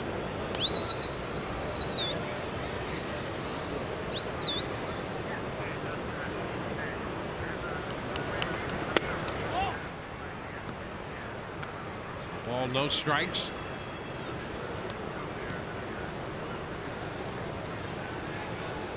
Well, spent last year with the Boston Red Sox. 22 home runs for the Red Sox last year. Lines it into left. That's in there for a base hit. Fold in front of it.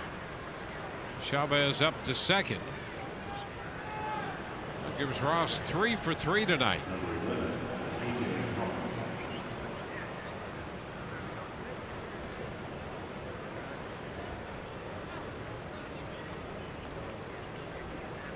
A.J. Pollock, the center fielder.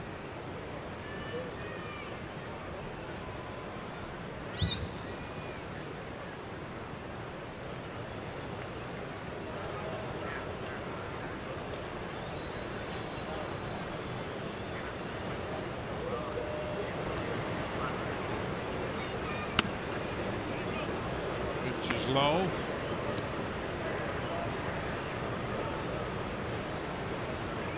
Pollock came into the game hitting .251. He had .247 last year in 31 games for the Diamondbacks.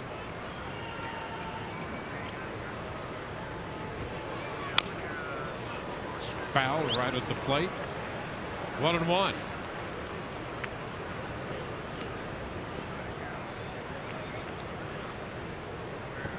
Mentioned his last time up. He's out of University of Notre Dame and led their program in hitting for 3 consecutive years.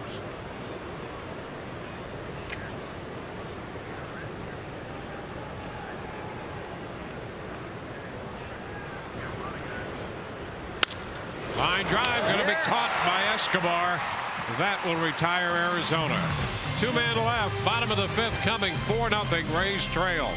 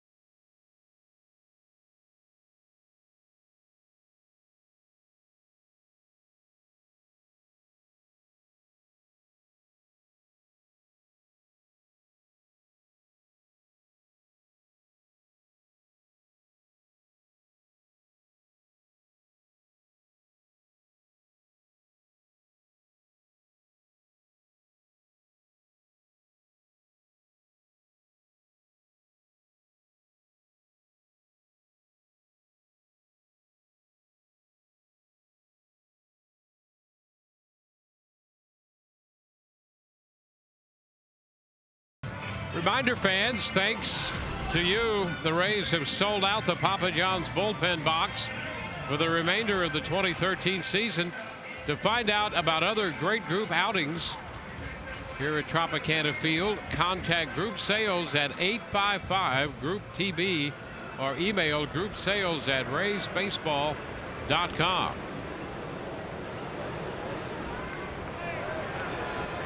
Yunel Escobar will open the home half of the 5th inning.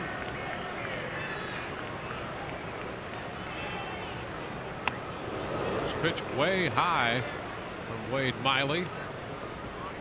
Brock Holt, who has joined the Red Sox from their minor league affiliate at Pawtucket, with Jose Iglesias being traded to the Tigers. There's a little tap in front of the plate, picked up by the Evans, and the throw to first gets him.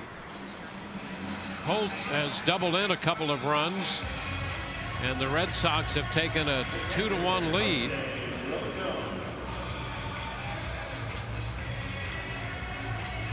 So it's 2-1 Boston with 2 runs in the bottom of the 5th.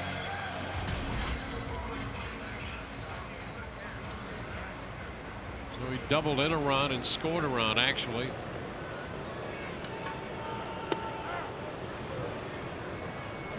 Lobatone taking pitch for a strike. Some wondering if Xander Bogaerts would get the call after the trade of Iglesias, and instead it's Brock Holt up there right now. Sounds like a newsman. Could be. Yep. Right now a third baseman. Productive one too. Or he could be in a rodeo. Brock Holt. Yeah, I can see him going 8 seconds. Pollock makes the catch. Lobatone out number 2. Coming out of shoot number 3. Yeah.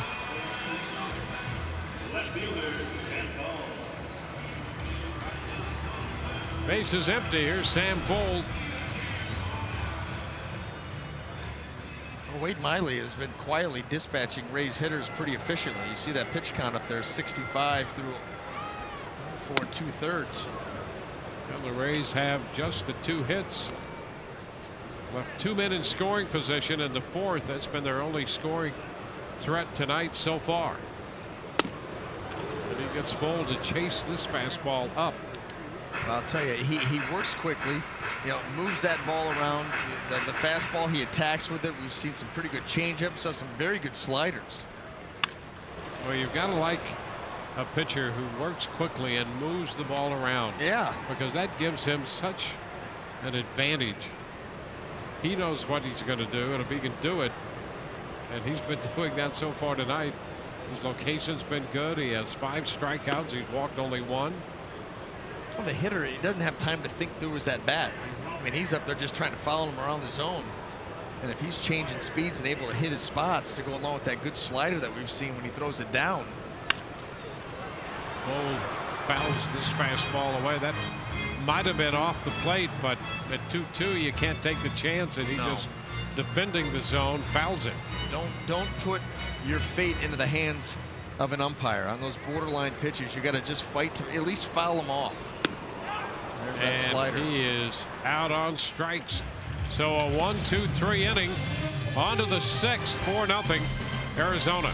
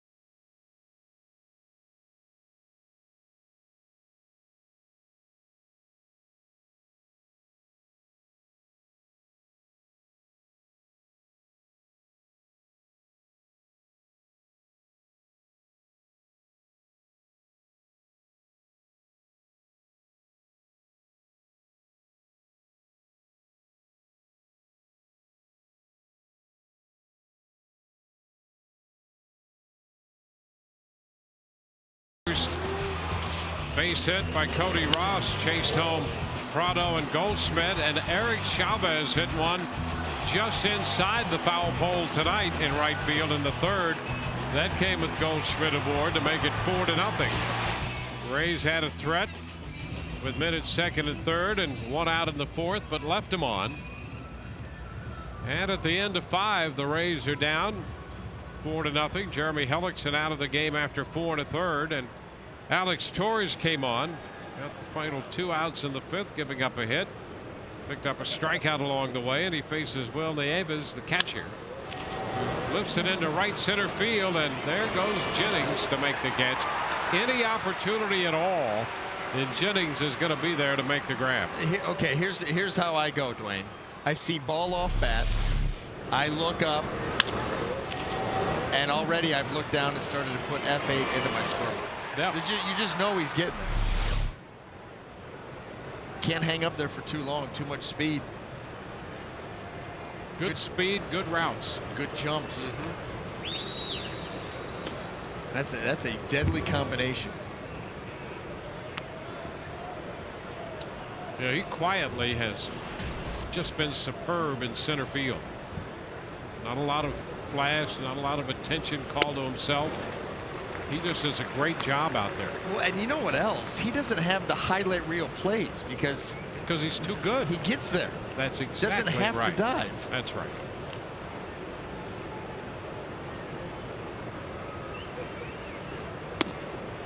He might be the best center fielder you see never to be on a highlight reel. Yeah, that would definitely agree with that. Yep.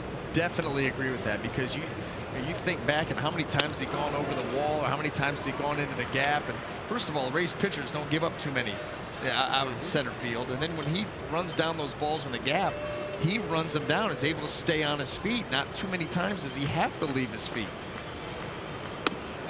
Swing and a miss. Pennington out on strikes. Fastball up, got him. 2 up, 2 down. He'll let it fly up in the zone. A pitch that will give hitters trouble for the rest of time. You get a little velocity, you get it close to the eyes. Looks good, looks big. Tough to get to. Rays have Farnsworth up in the bullpen. Gerardo Parra 1 for 3 at the plate for the Diamondbacks. Fastball called the ball.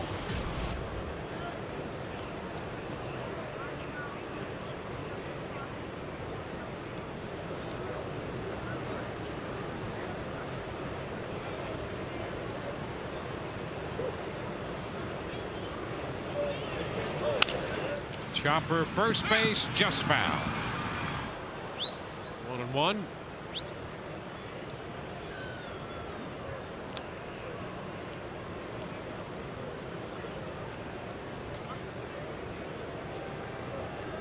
Alex Torres out of Venezuela facing Parra.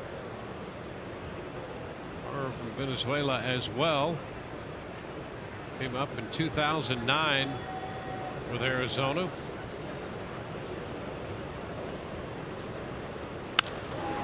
Into center field. Jennings right there waiting. 3 up, 3 down. Rays half of the 6th coming. 4-0 Diamondbacks.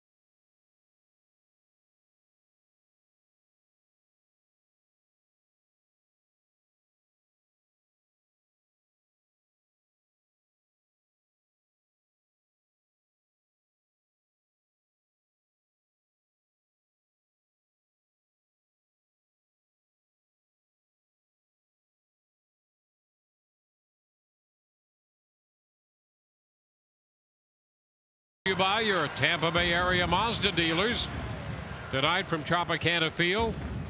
Rays and the Diamondbacks concluding this 2-game set. And the Diamondbacks with 2 in the first and 2 in the third lead 4-0. Top of the order, Desmond Jennings up there as the Rays start their 3rd time through the order against the left-hander Wade Miley.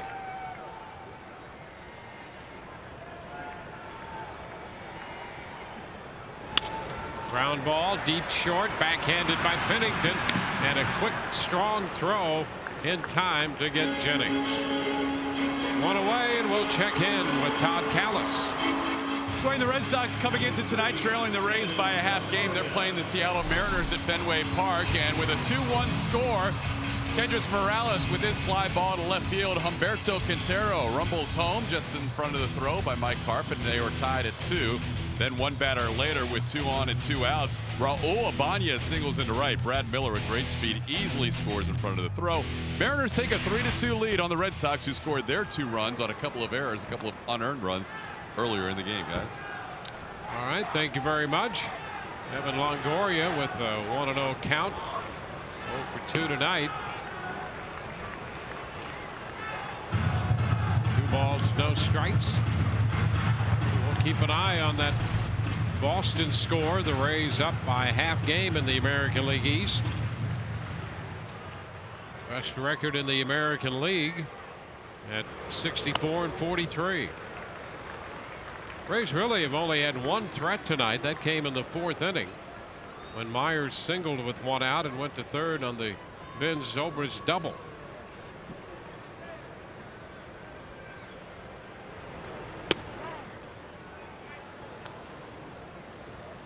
Makes it 3-1.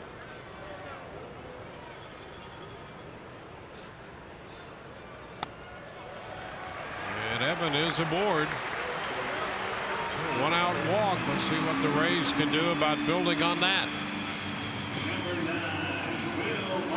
Well, Houston all over the Orioles tonight.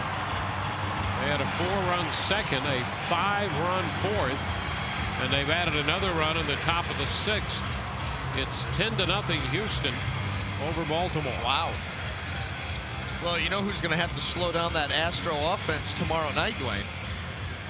Bud Norris. How about that? You get traded, you walk from one clubhouse to the other, and then they tell you, by the way, you're facing your old mates on Thursday night. So it's going to be up to Bud Norris to stop the bleeding for the Baltimore Orioles against the Astros. That is wacky, wild stuff.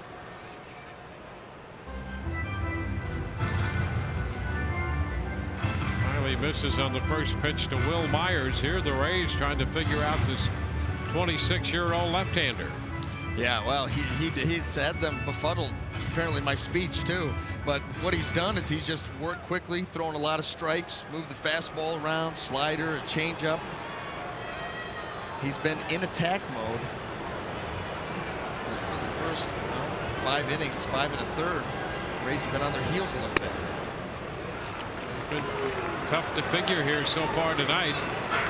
Young man out of a small town in Louisiana admits to hunting alligators. Well, see, that's the thing. When you earlier had said he was from Louisiana, I'm glad that you backed that up with some fact, because I was going to say, look, Dwayne, just because a guy has a straggly beard, unkempt, does not mean he's from Louisiana. But you know. He hunts alligators, and everybody in his family can cook. See, great food coming out of Louisiana. Oh, I mean, that, I'll tell you what, that's one thing that's absolutely true. They church it up too. A little spice, a little gumbo action. They said, we just came from New York. Diamondbacks went to New York, stayed in the same hotel we do. He got out of the hotel, walked about 2 blocks, and went right back to his room. Too many people, didn't like it, staying in the hotel. Oh, that's great. Yep. Well, it is a zoo. I mean, truly. So yeah, if you're an alligator hunter, NYC, probably not for you. No. And if you do, you don't want to find any of the gators in the subterranean parts of Manhattan. No. Not when you can hitch a ride on the back of a rat.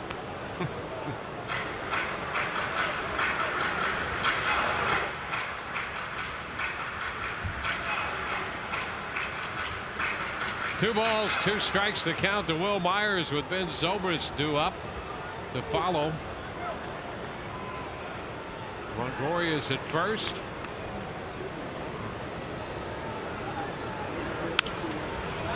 Sharply hit foul. Tom Foley is going to distribute a souvenir.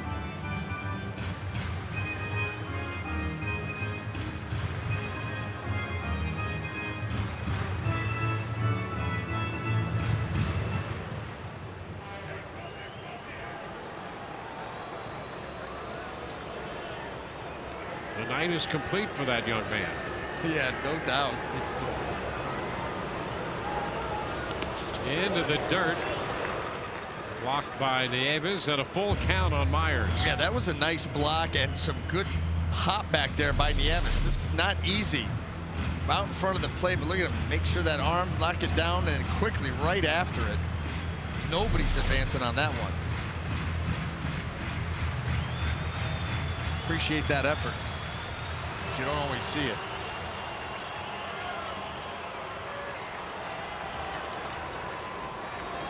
(3-2). Foul ball. So Myers still alive. Will extended his hitting streak to 12 in the 4th inning of this game. Will Myers telling himself to stay back. Stay back. Full count. Change up there.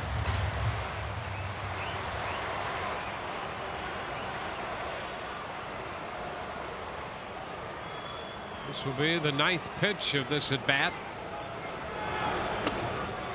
And Will draws the walk. Back-to-back walks. So 2 men on with 1 out.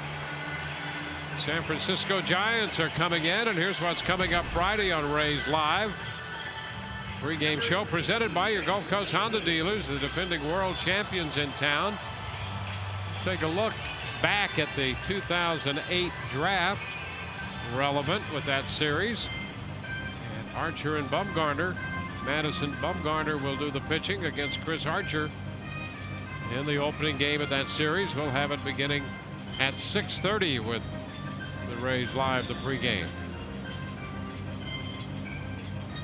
Big conference on the mound by the Diamondbacks. And Heath Bell gets up in their bullpen.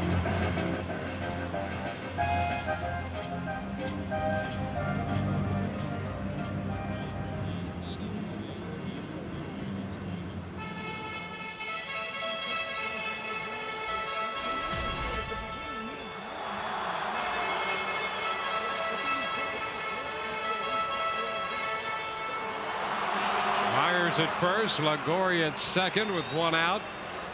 Here's Ben Zobrist. First pitch strike. Well, here is your opportunity to break through. It has been a tough go of it for the Rays offense tonight, but Miley, a couple of free passes, and the Rays have their shot. Upstairs with a fastball.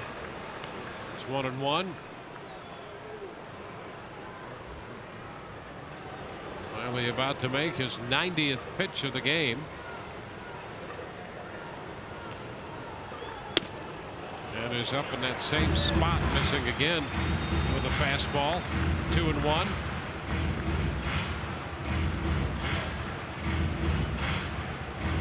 (21) pitches back in the 2nd, on the verge of his 20th pitch here in the 6th.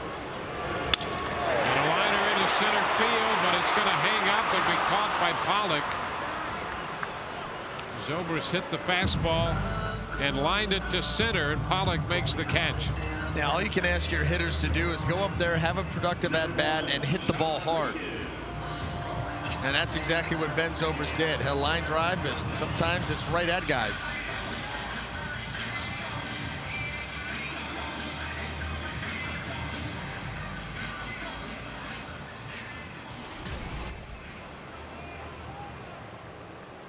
Sean Rodriguez. The first pitch fastball is a strike to get the count running in Miley's favor. Sean walked his first time, 0 for 1, came into the game hitting .260 against left-handed pitching. Both his home runs off lefties this year.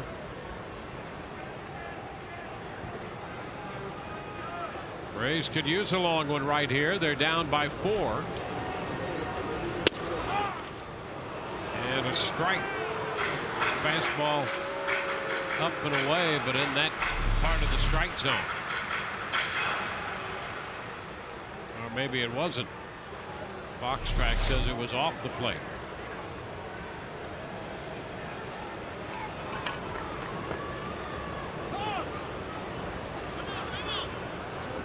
A couple of walks, and the Rays have 2 base runners.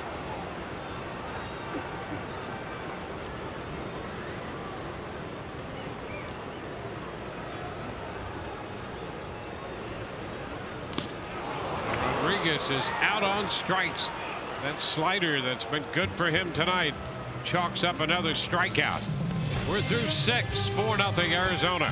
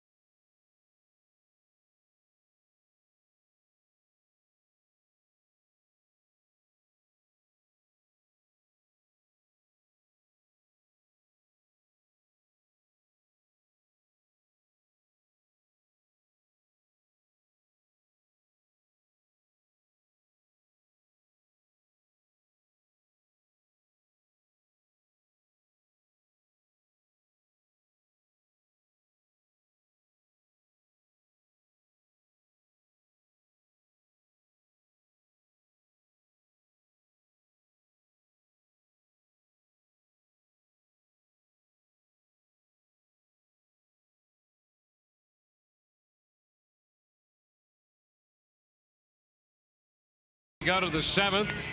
Back by popular demand, the Joe Nome makes his return to Tropicana Field this Saturday, August 3rd. The Rays take on the Giants. This is your last chance to get your hands on the hottest item of the season, Joe Nome, presented by Sun Sports and available to the first 10,000 fans. Visit RaysBaseball.com.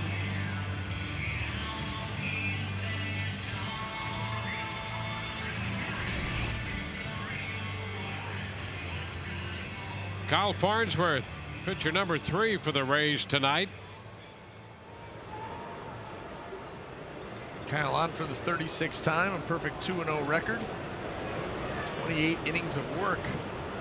We're going to keep this Diamondback lead right here at 4, hoping the Rays offense can get back into it. Pitch to Martin Prado is down. Prado, then Paul Goldschmidt and Eric Chavez due up. And there's the big left-hander Jake McGee already getting loose in the bullpen. 1-1 to count. Well, this is where you buy your offense opportunities. When you are able, you know, the starter Jeremy Hellickson not as sharp as we normally see him, and he gets hit for 4 runs, although you could argue that 2 of them should have never had the opportunity to score. But regardless of that, you keep rolling out quality arms out of that bullpen. You keep that lead at 4. And you give your offense a chance. Now, whether they take it or not, or able to cash in, time will tell. But you can buy yourself that time. Line drive, and it's through the left side. A base hit for Prado. He's 2 for 4 tonight. Single leads off the 7th. Well, he got a mistake there out over the plate, and Prado just hammered it through the hole. Nobody was going to get to that.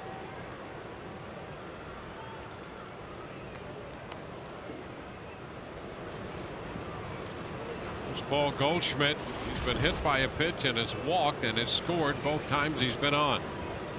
Last time he had a fly ball to right caught by Myers.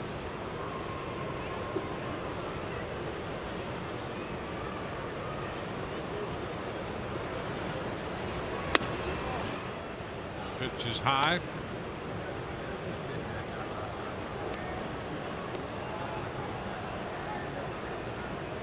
Goldschmidt, just 25 years old.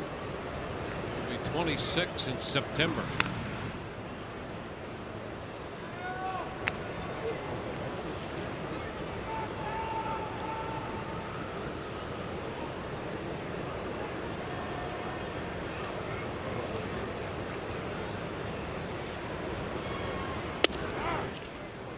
That's a strike.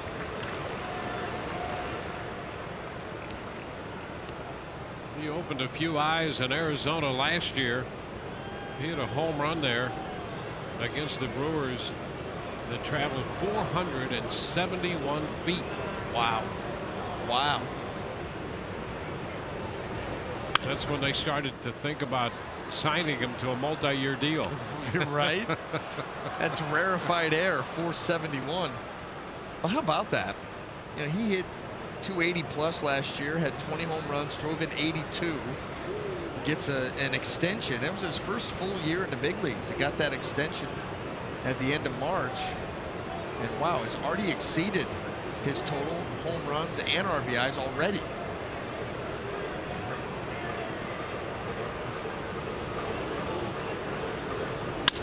Ground ball through the right side, a base hit. So 2 men on and nobody out against Farnsworth in the 7th inning. Going to bring up the left-handed bat of Eric Chavez and also get Joe Madden out of the Rays dugout. So Prado and Goldschmidt have singled, and we have a Metro PCS called to the bullpen.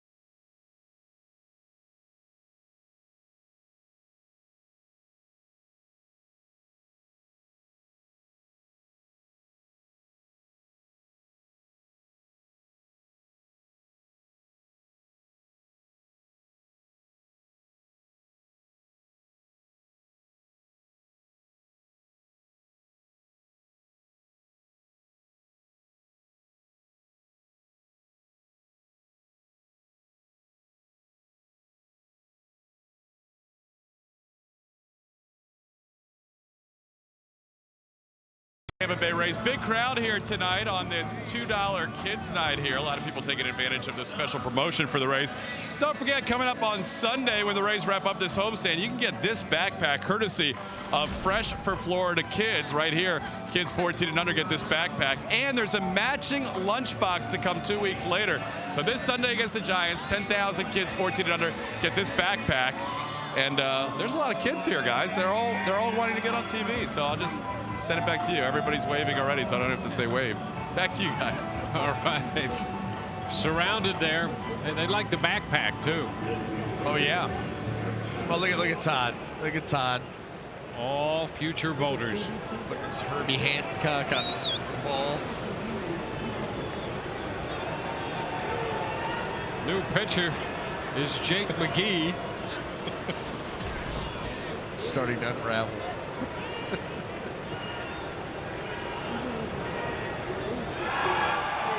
Eric Chavez, the left-handed hitting DH.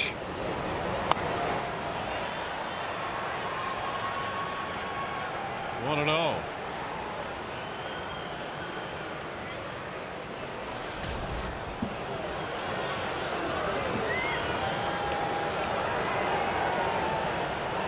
So it's a 4-0 game, and McGee trying to get out of this spot. 2 men on and nobody out.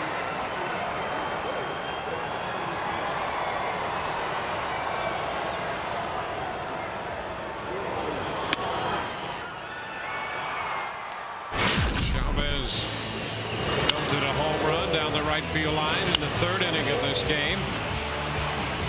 Hit one in the 9th last night that hit that foul pole. He just missed the right field foul pole with his 9th home run of the year in the 3rd inning. It's 2-1. Jamie Wright up in the bullpen.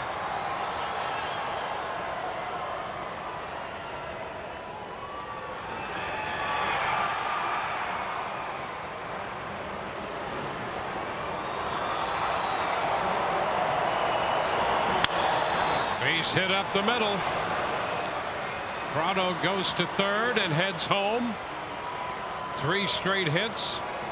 The run charged to Farnsworth. And that makes it 5-0 Arizona. I'll tell you what Eric Chavez did on that particular hit. 2-1 count against the hard-throwing Jake McGee, and he didn't overswing. You see a lot of guys 2-1, they really get aggressive. Didn't overswing at all. Just a nice, simple approach. Hit that ball right back up the middle. And here it is. Very simple.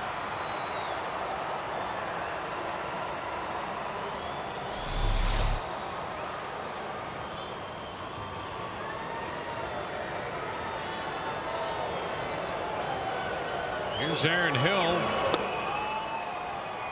Pitch is too low.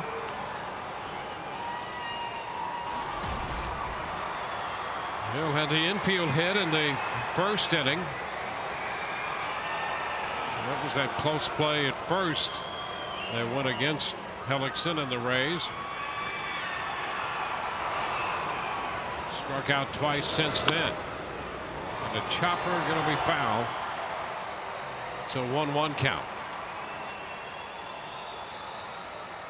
5 runs, 11 hits now for Arizona.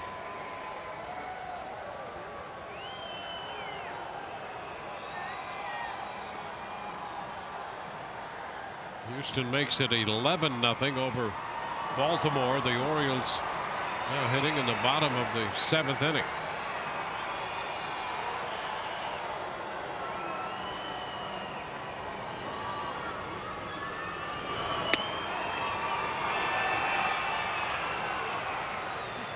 One and 2.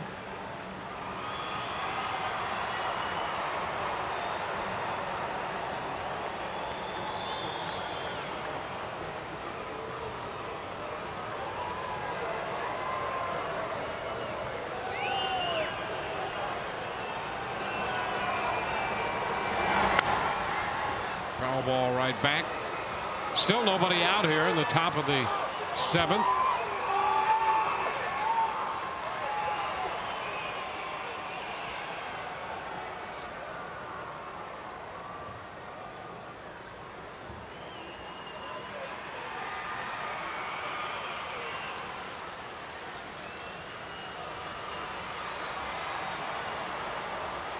Rays got the complete game last night from Roberto Hernandez.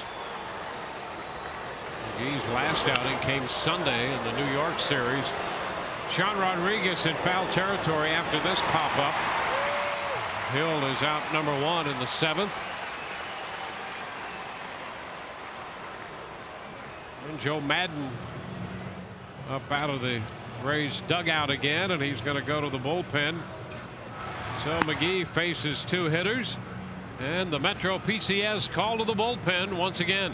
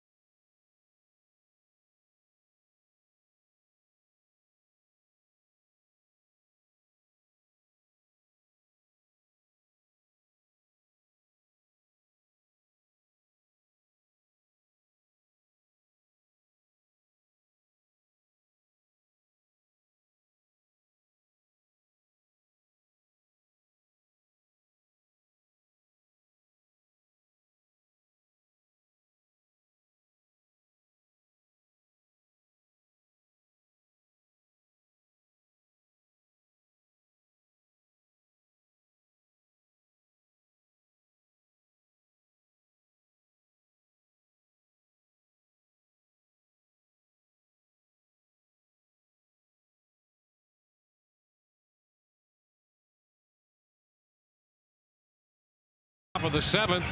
This week, Fox Saturday Baseball returns. Adrian Beltre and the Rangers travel to Oakland, taking on Josh Donaldson and the AL West leading Athletics.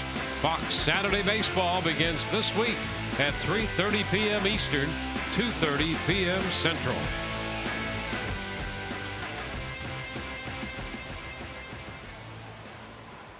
From the Trop tonight, Jamie Wright is pitcher number 5 for the Rays. He's on to face Cody Ross. Runners at first and second and 1 out. Ross has a 3-for-3 night with 2 runs batted in going.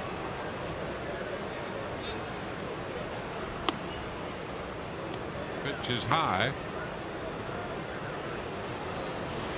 Hellickson for 4 to third. Torres for an inning and 2/3. Farnsworth 2 hitters, 2 hits, and so far 1 run charged to him.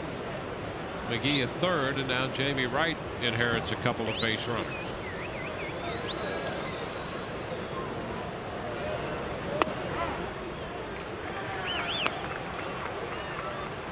One and one.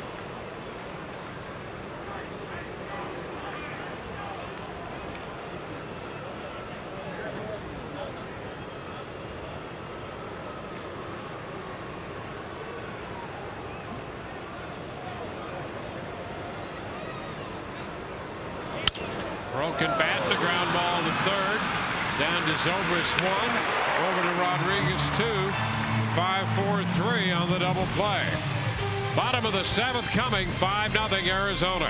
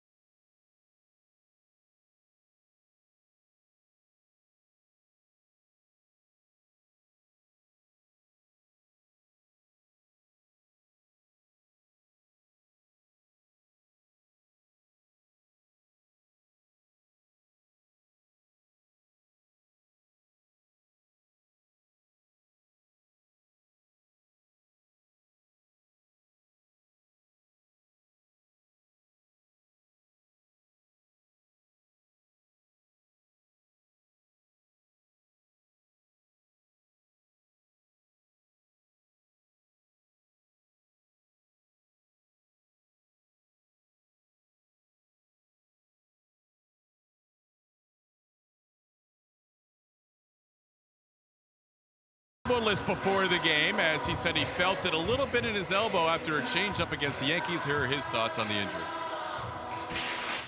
Not really sure exactly, what caused it, or if there was something that caused it, or if it was just fatigueness. It was going to happen either way. But it's kind of a fortunate situation. If something like this did have to happen with the amount of off days and as well as we're throwing the ball right now, I don't think we should skip a beat at all. So Matt, guys, with all the off days, they have 4 coming up in the first 12 days of August, will probably be ready to go when the Rays come off that West Coast trip. He is pretty much fine. He's not sure if he's going to travel with the team, but they don't anticipate it's going to be much more than his disabled list day, which was retroactive to yesterday, or actually to Monday, since he pitched on Sunday. So there you see elbow soreness, but expect to see him back as soon as he can come off the DL. All right, thank you very much. The Rays with a couple of their young star pitchers now on the DL. Alex Cobb, of course, and now Matt Moore. And they're, as you pointed out, hopeful that it'll be just before the middle of August. And about that same time, We might see Cobb. They're not going to push that. Alex was talking about that the other day. He also slowed by the blister. And you're not going to rush either one. Well, and the other thing is, that was a nice pitch right there, and Miley to pick up the strikeout looking. Because as you get into this time of year, disabled list situations, you can't afford setbacks. Because if you have a guy on a rehab assignment mid to late August, and all of a sudden there's a setback, now what? Yep. Now you're looking at maybe getting them for the last 2 or 3 weeks of the season. So you've got to err on the side of caution and make sure when they come back they're ready to go, because there is, just no time for setbacks at this time of year. So you got to be cautious with it. And I love the decision with Matt Moore and Alex Cobb. You got to be careful with that blister, no question. Escobar takes the pitch wide. The strikeout of Roberts, the 8th of the game for Miley. Well, and if you're in Alex Cobb's position, for an example, it can be frustrating to be on the DL and you want to get back there. He was liking that too. When you were a kid, all your friends are out playing, you have to stay in the house. Yeah. The same kind of thing. Yeah, and you've got to fight the urge to not be 100% honest with the training staff. No way implying that Alex Cobb has done that or anybody else has, but there's always that feeling, having been on the disabled list, is you want to say you feel a little bit better than you actually do. Yep. To try to speed things up, and you can't do that because that could end up biting you in the long run. So you have got to be 100% upfront and honest, with the training staff, so that they can give you the best possible care and set the best possible course for your return. Escobar walks with 1 out. The Rays have a base runner. How difficult was that for you, to be honest? It's terrible. It is difficult because you want to be back out there. There's nothing worse than going on the, well, I shouldn't say there's nothing worse, but it's awfully bad when you go on the disabled list in the big leagues, any league really, but in the big leagues, you become a forgotten man. I don't care how important you are to the team or what kind of star you are or not. When you go on the disabled list, the game moves along without you. They got to prepare for that next ball game. Guys got to get ready. Boom, boom, boom. All of a sudden, after a week or two, you're a forgotten man. You're rehabbing early. You're getting their early treatment. You're in the weight room. You're out playing catch, taking ground balls, playing catch early. No one cares anymore. I mean, it's one of those things that you hate to be a part of because you feel completely detached from the team. And you want to do anything you can to get back there. And so the tendency is, I can pitch with this, I can do this. And so you want to. Well, it would seem to me a 1-1 count to Lobaton here. There's that fine line between knowing that there are times when, in your case, you're going to have to pitch through some things. Yeah. And then deciding when, we probably shouldn't try to pitch through this. Is it sore or is it pain? Yeah. That's the judgment that you've got to make. I mean, you're going to be sore. I mean, let's face it. You start racking up 120, 130, 150 innings, getting close to 200. There's going to be some days you don't feel as good, but you have to understand and know your body well enough to know the difference between just normal season-long soreness and a twinge, a pain, something that's not normal. Back at third, backhanded by Prado, drops it, picks it up and throws. Not in time. Lobaton safely in at first. It's going to be an error charge to Prado. He made a nice stop on the ball, but when he saw it pop away, he had to rush, and Lobaton safely in. Right here, got a chance to make the play, and as he tries to pull it out of his glove, he loses control of it. And that gives Lobaton the window of opportunity that he needs right there. Just not able to grasp that ball cleanly. And the Rays here, another opportunity. 2 men aboard, just 1 out. Well, they had 2 men on with 1 out in the 4th. Did not score. They had 2 men on with 1 out in the 6th. And did not score. 2 on with 1 out in the 7th inning. After a quick visit to the mound, Miley set to continue, and Sam Fuld will be the Rays hitter. Old school approach here, too. Yep. First and second now, later in the game, 110 pitches, and they're sticking with the youngster.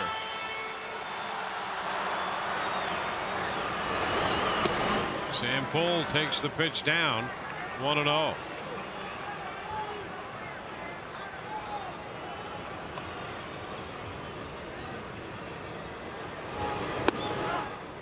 That's a strike, and it's 1-1. I saw the twinkle in your eye when you said that.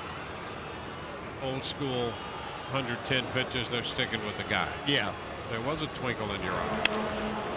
Little popper back at third. That's going to be foul. Just outside the line. Thought for a moment it had a chance to fall in among Prado, Pennington, and Ross, but it was foul. Boy, this could have been huge for the Rays. That ball drops in fair. Chance for a big inning. Try to climb back in this down by 5. Yeah, I mean, you don't see that very much. You know, usually you get to a point where a guy stays in this situation. He's got 8 to 10 years in the big leagues, and he's in his 30s. You don't do it with too many young guys, but, you know, you just look down in that dugout and look at their coaches they have down there. It starts with the manager, Kurt Gibson, Charles Nagy, pitching coach, Matt Williams, Steve Sachs, a bunch of old school. Don Baylor's in there. Yeah, a gritty group. Yeah. It's a gritty group.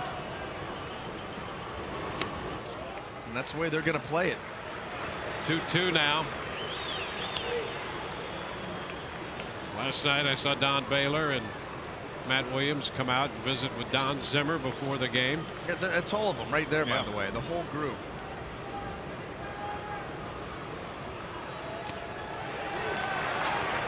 Count's going to go to 3-2. Desmond Jennings on deck.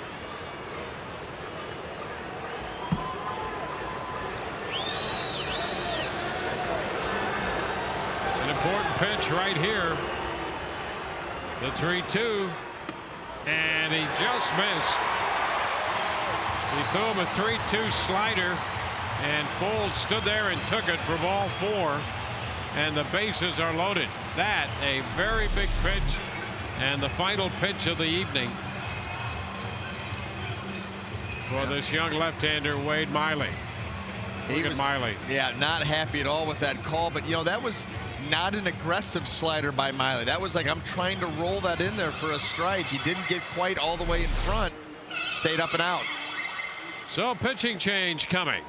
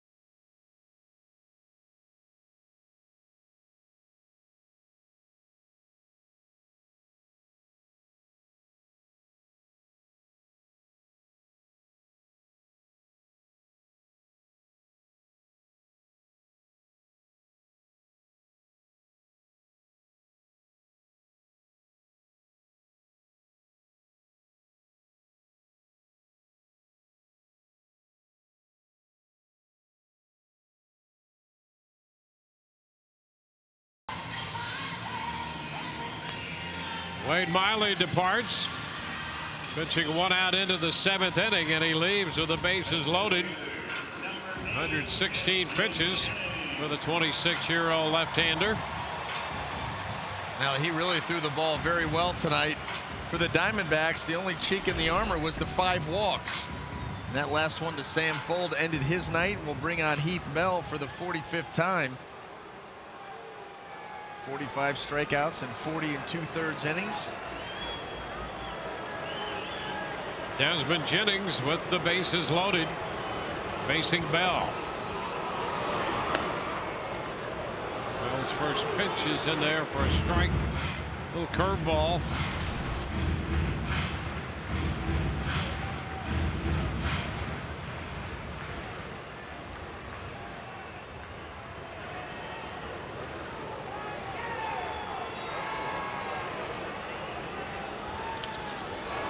Blocked this time by Nieves.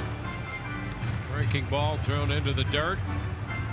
So the Rays with a major opportunity.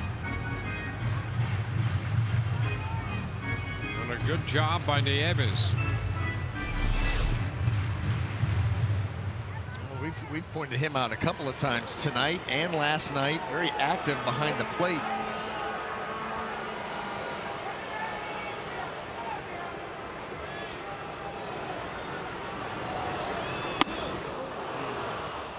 Fastball all of a sudden 95, and it's 1-2. Another one of those elevated heaters, and Desmond starts, realizes not going to be able to do much about it, and cannot hold up. Puts him in the hole here at 1-2.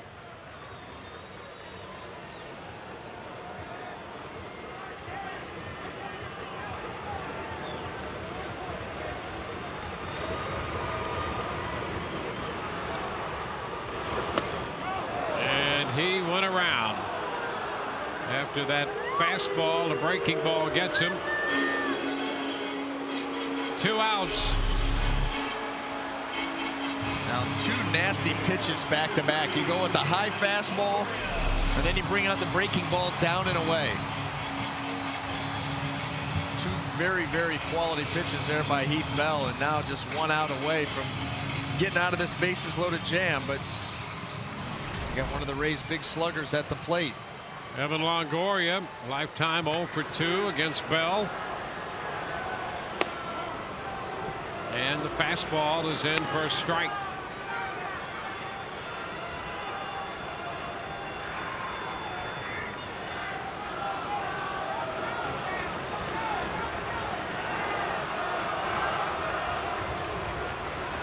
Bell coming in here in the bases loaded situation. 1-1. He has struck out Jennings.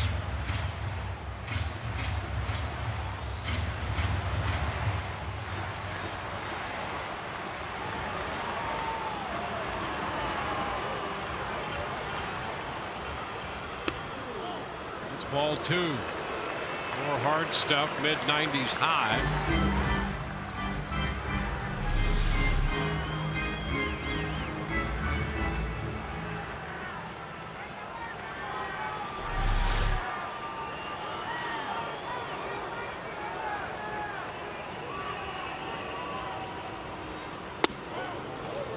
That will even the count. Breaking pitch.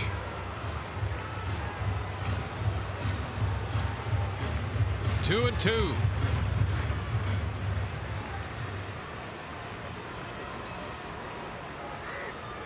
Two walks, an error in between. The bases are loaded. 2 outs.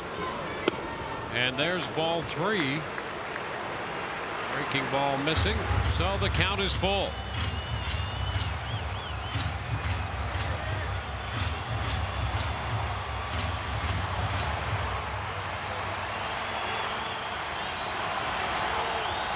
Walked his last time. 3-2 pitch. Strike 3 call. A 3-2 curveball. Longoria caught looking. Bell strikes out Jennings and Longoria, and the Rays leave the bases loaded. Rays still without a run. They trail 5-0.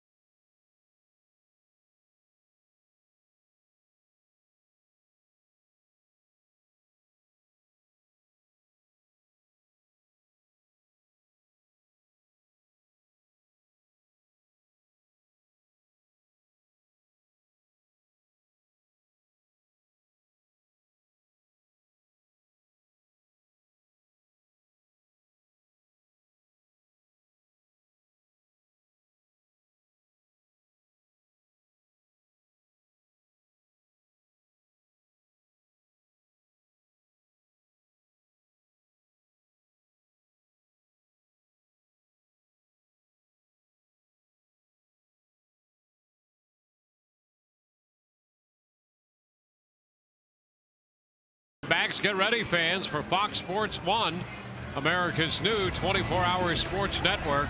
Fox Sports 1 will be your home for great live sports, all the news and highlights you want, and shows and specials that only Fox can bring you. Fox Sports 1 coming August 17th.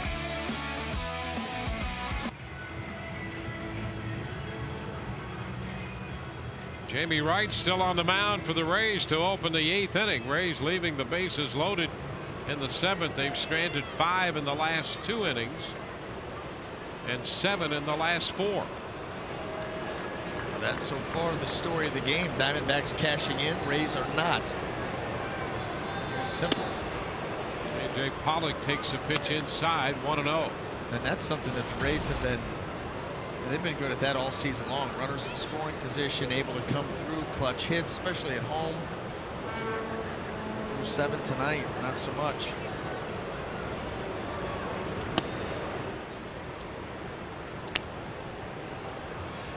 A 2-0 count.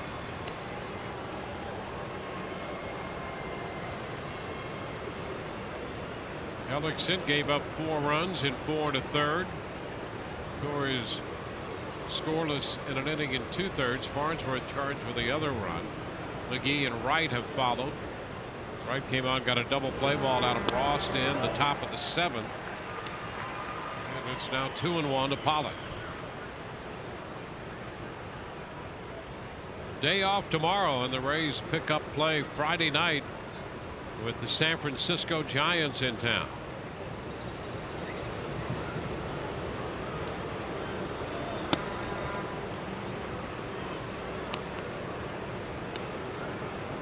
Two and 2 the count.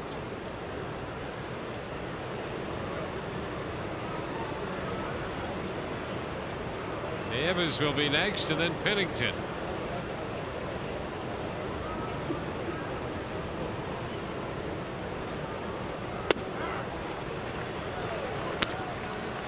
Count full to Pollock. A couple of those fastballs that Jamie Wright sinkers trying to get to the outside corner, not able to do it. So makes a nice adjustment. Decides, you know what, if I can't get it there with the regular fastball, go with the cutter.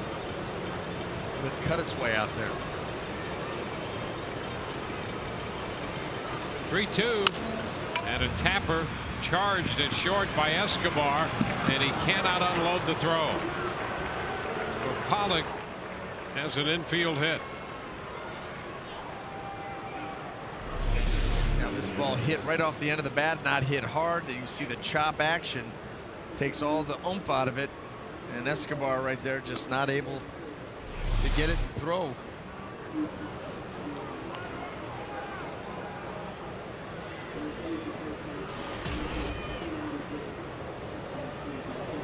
So an infield hit by Pollock.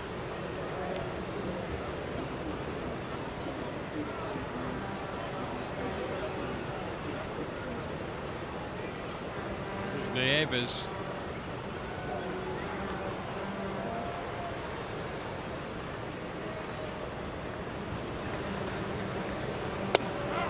Pitch to him is a strike on the outside part of the plate. Nieves had a base hit in the 4th inning.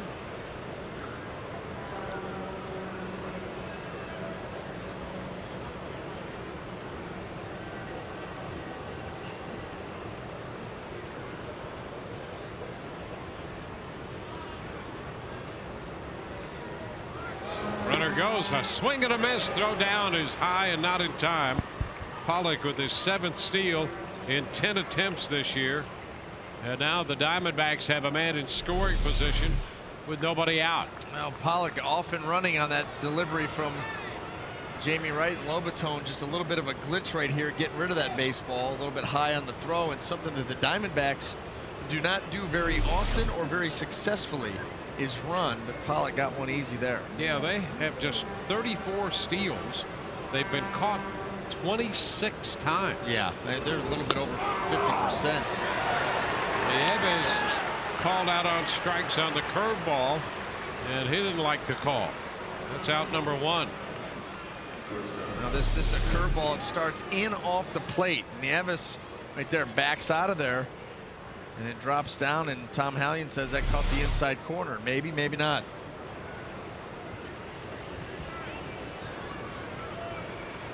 Cliff Pennington, the shortstop.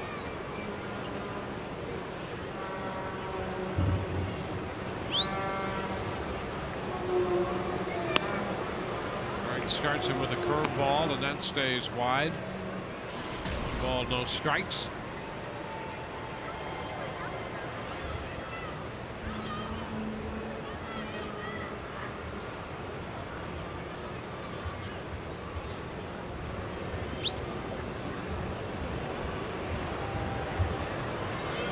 Runner goes to third. The throw down is not in time, and Pollock steals third base. So a steal of second and now third. He got second so easily, feeling pretty froggy out there. And he's able to catch the Rays napping on that one. Ryan Roberts, you see him right there, off and running, not a walking lead. And Roberts trying to get back to the bag. The throw again, not in a very good position to stop Pollock. Showing good speed and a couple of swipes. Well, does two things. The infield comes in now. Pitch foul the other way, out of play. And with one out, a steal of third. Yep. Sacrifice fly possibility now. On the Diamondbacks, you know, who, like we said, they don't run successfully very often. But, you know, with a lead, they've got some margin for error. They're looking to add on. They understand that the Rays, you know, the offense can get hot at any time. So they're not going to take their foot off the pedal. Try to score another one. Wide, 2-2.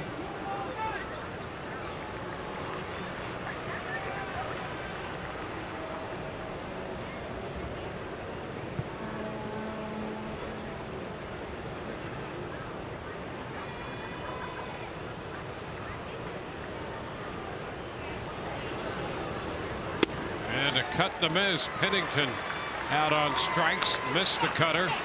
2 gone. Seattle and Boston. Seattle tied that game. Kyle Seager connecting off Junichi Tozawa. And that's a blast and a half over the bullpen by Seager. His 17th. Boston had taken a lead on a home run by Pedroia in the bottom of the 7th. But the home run by Seager in the 8th has tied that game at 4.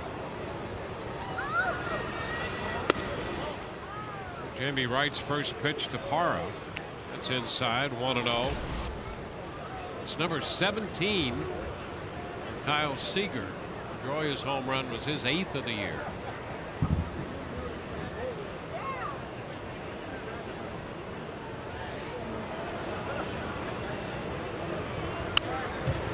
Back into the screen. It's 1-1. The Rays have been out hit tonight 12-2, and they trailed 5-0.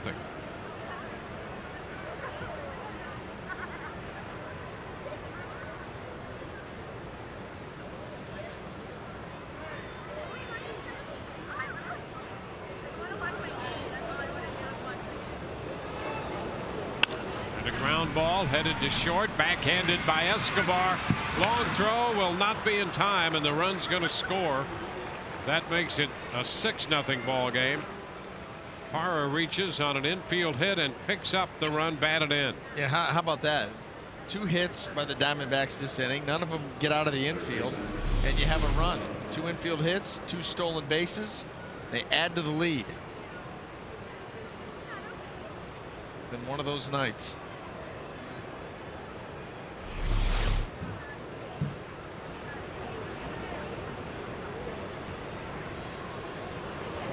Martin Prado.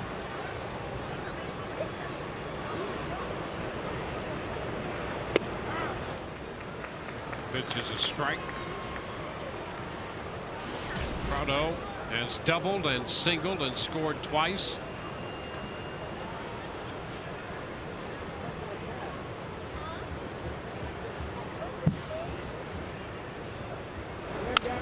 It's foul. Look out into the seats up the right side.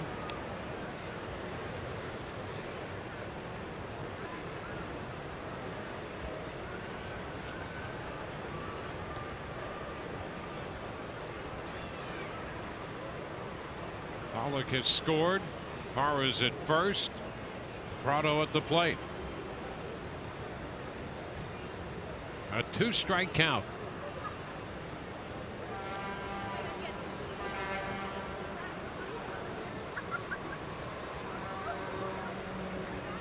There goes the runner. The pitch lifted into right. Myers coming in. He's got it to retire the side. Bottom of the 8th coming at 6-0 Arizona.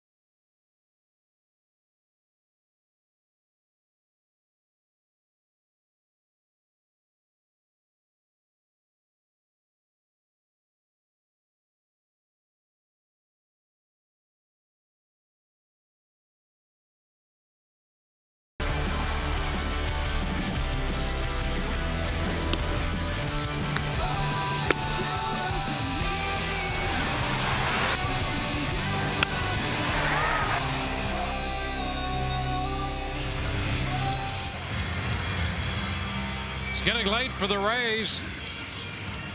Coming in to hit in the bottom of the 8th inning. Down 6-0. Will Myers will lead off against Heath Bell. Myers, Zobrist, and Rodriguez due up. The ground ball headed to short. Pennington gloves it. Fires to first high. And the tag is the call by Phil Cuzzy at first base. Yeah, and the only thing you're wondering there is that obviously the throw is going to pull Goldschmidt off the bag. But did he get the tag to the chest before Myers' foot hit the bag? Because he jumped directly above the bag. This is going to be close. So he's got to jump up. The glove comes down. Yeah, it looked like it scraped him right before the left foot hit the bag. Yep. Good call.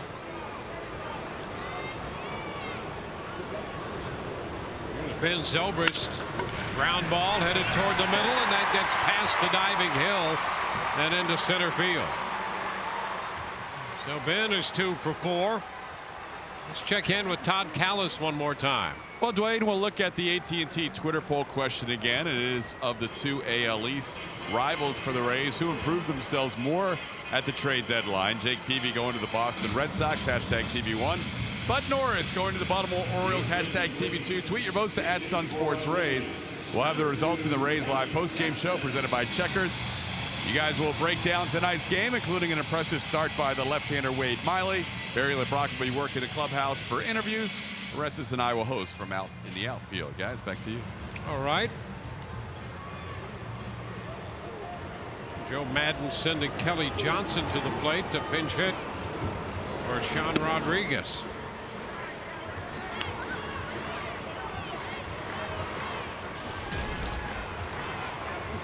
Sean was 0 for 2 with a walk.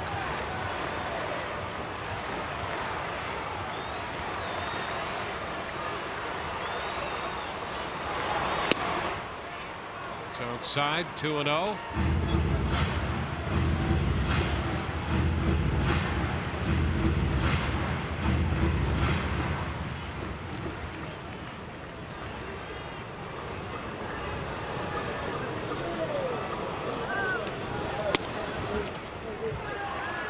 Three-0 count. Luke Scott on deck. Rays have had 3 scoring opportunities tonight. They left men at second and third in the 4th, left men at first and second in the 6th, and left the bases loaded in the 7th inning.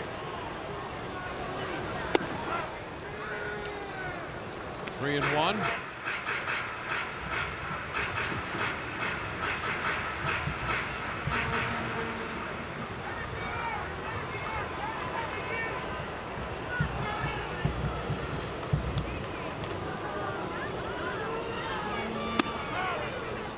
That will take the count full.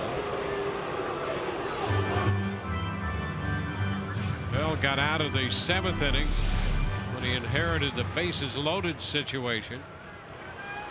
Got a call there. Yeah, he did. That ball looked like it had sailed up and away. Kelly Johnson thought the same thing, but you got to get right back into this bat mentally. And Johnson out on strikes. The breaking ball, second time that he's gone breaking ball 3-2. He got Longoria with that pitch in the 7th, and Johnson here in the 8th. That's been, what has plagued the Rays tonight is not able to come up with the big hit. And that right there, I mean, there's a long way to go, but Bell had fallen behind Kelly Johnson 3-0. You start to pop out some base runners, then you got a chance, but Bell able to come back and get him for the second out.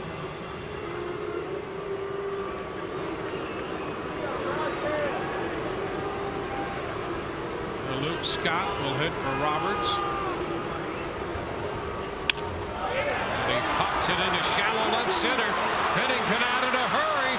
Over the shoulder catch. He goes to one knee to retire the Rays in the 8th.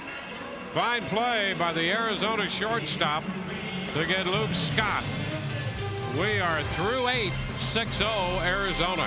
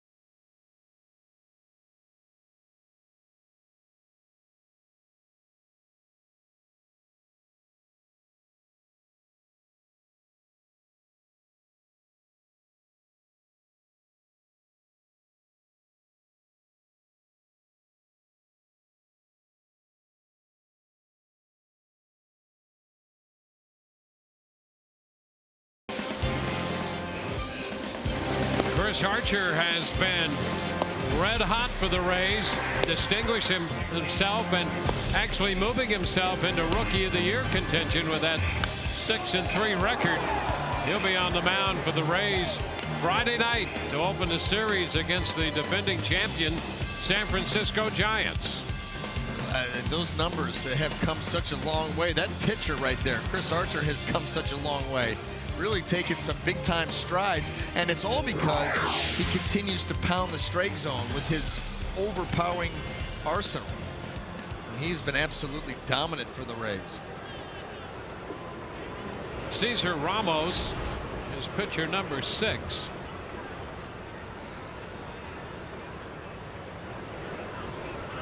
It's on to face Paul Goldschmidt.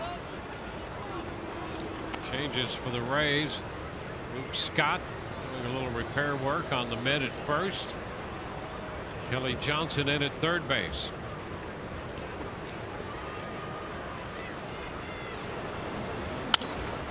Big cut and a foul ball by Goldschmidt. He's been on base 3 times, officially 1 for 2. He was hit by a pitch and scored a run in the first. He walked in the third and scored a run. Opened the 5th with a fly ball to right and then single to right in the 7th.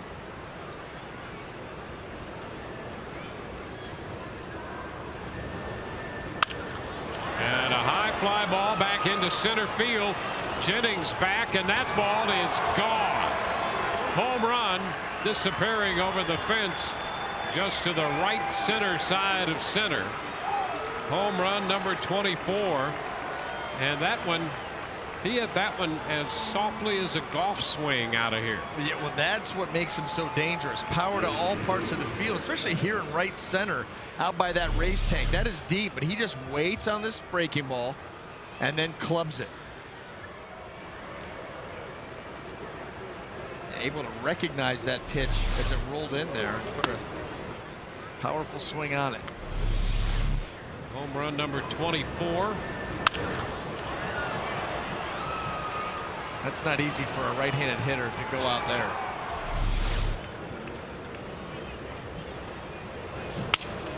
Now this one back to Ramos, who deflects it and catches it for the out. So Chavez is the first out.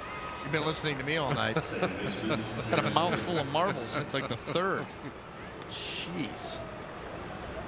Boy, that ball right back at Ramos. You give up a home run and then a guy hits one right back to you. And even though it broke his bat and it had nothing behind it, there's something about the ball off the bat. Usually those you squeeze the glove too early. You look all confused and ball's not quite there. Well, that's, you know what that is? That's the equivalent. You throw a good changeup to a hitter, he just hit you a changeup. All out in front. When you see a line drive coming back at you, you better be out in front. Yeah. And we've seen that a couple times already. High pop foul. And Lobatone, a little basket catch. Yeah, that's not going to make the Tom Amansky video.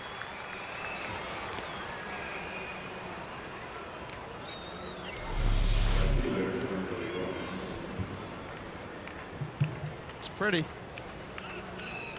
Don't ever do it again.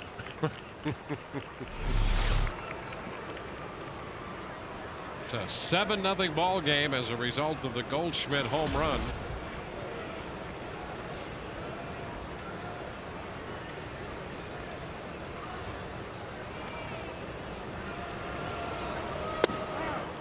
Cody Ross takes a strike. The Rays won last night 5-2, but Arizona piling up the runs and hits tonight. 7 runs, 14 hits.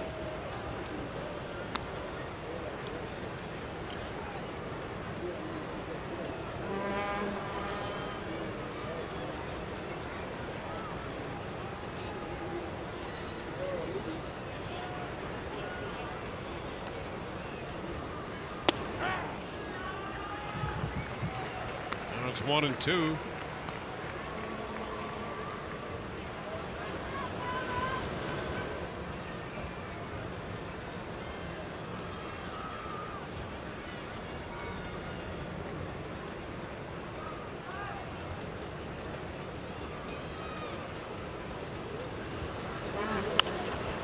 Popped up, headed back this way and out of play.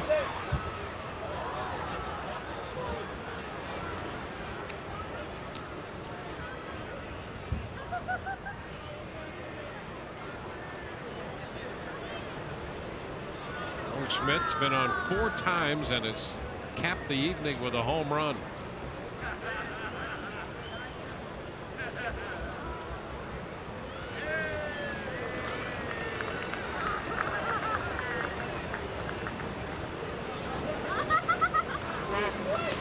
And a big cut and a miss.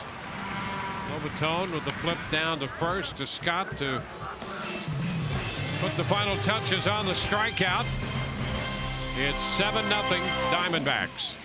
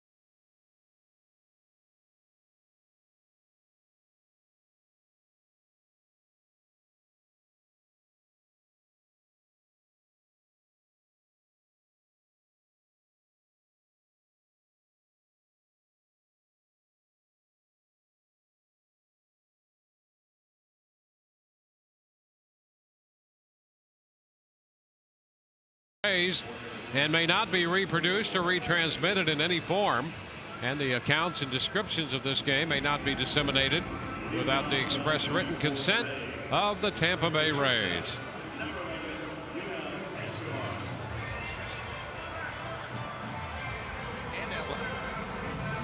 $7-0 ball game. We go to the bottom of the ninth. J.J. Putz follows Miley and Bell. Bell worked an inning in 2/3 in relief of Miley. The Rays will have Yunel Escobar to lead off.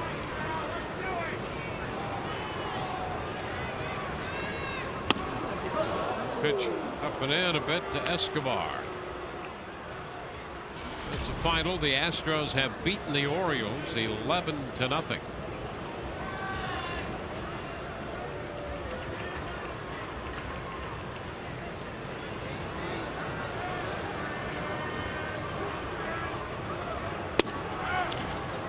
Strike on the outside part of the plate.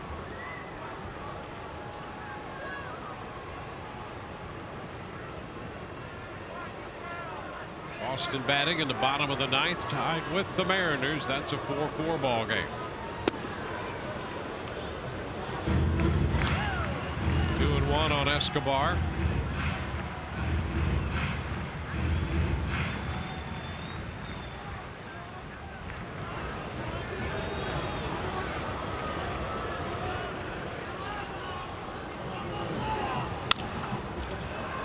Popped down the right side, a foul ball. Goldschmidt after it, and it will not be playable.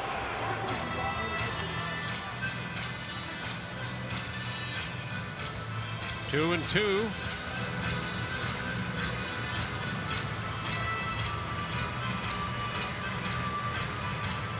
The youngsters got a break on tickets tonight. 25,095 the attendance. 25095.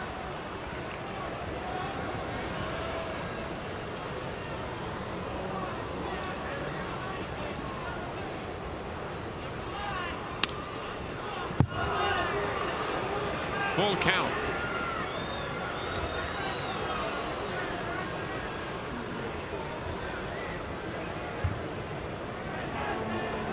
Jose Lobatone on deck.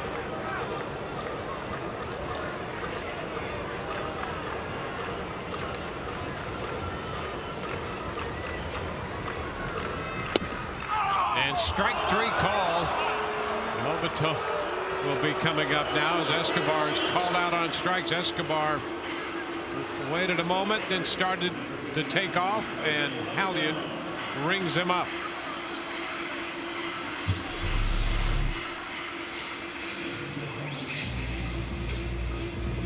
Well, I'll tell you what, that fastball looked like it was going to run off the plate away, and just awfully close. Too close to take, really.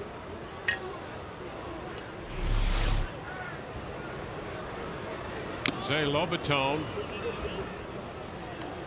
One strike to count. He's 0 for 3. Reached on Prado's error in the 7th inning. Has been a frustrating night for the Rays offense. They're used to going out and getting big hits, scoring runs by any means necessary, and have not been able to do that tonight. You got to tip your hat to the pitching of the Arizona Diamondbacks. Miley pitched a heck of a game. Did have 5 walks and a little over 6 innings, 6 in the 3rd, but made big pitches when he needed to. The bullpen, Heath Bell came in, did a nice job.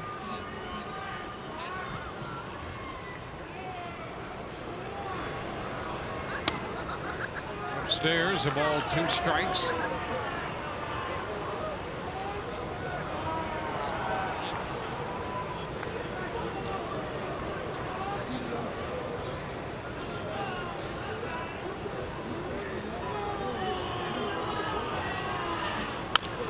This one chopped to the right side. Hill at second base throws out Lobaton. So Lobaton officially 0 for 4. Rays have just 3 hits tonight. Myers extended his hitting streak to 12 with a base hit in the 4th. And Ben Zobrist followed that with a double. Also had a single in the 8th. So Zobrist has had 2 of the 3 hits tonight. Myers the other one. And the Rays, despite that, because of 5 walks, did have some scoring opportunities. They've stranded 9 tonight. And here's Sam Fold against the right-hander. Ball 1.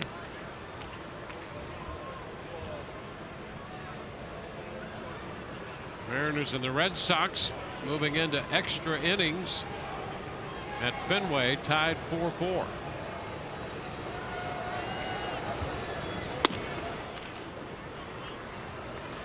Two and 0 the count to Fold.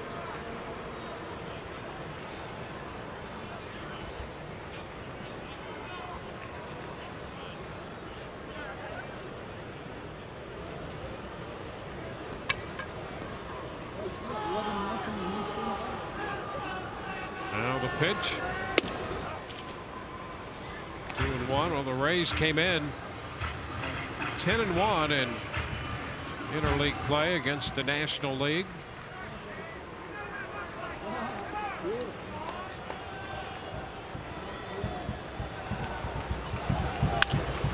Fold pops it up, foul ball. Prado's after it near the stands, has a play, and this game is over. Fold fouls out to third, and the Rays are up and down 1-2-3 in the bottom of the 9th inning. It's a 7-0 final. So the Rays divide this 2-game set with the Arizona Diamondbacks. And Martin Prado takes care of the pop foul off the bat of Jose Lobaton to end it. Wade Miley's going to pick up the win. That will even his record at 8-8. Just as we promised earlier in the game, it's Miller time, brought to you by Miller Lite. And the 26-year-old lefty, formerly drafted and unsigned by the Rays in 05, went to college and eventually signing with Arizona, comes up with the win tonight. Well, he made a lot of big pitches when he needed to, really limited these Rays hitters, kept them off balance. He worked quickly and used that very good slider to put a number of them away to go along with that fastball around there, a few good changeups, and got into the 7th inning with just the 2 hits, and that's what allowed him to be able to withstand the 5 walks. We'll be back in just a moment. 7-0 Arizona over the Rays.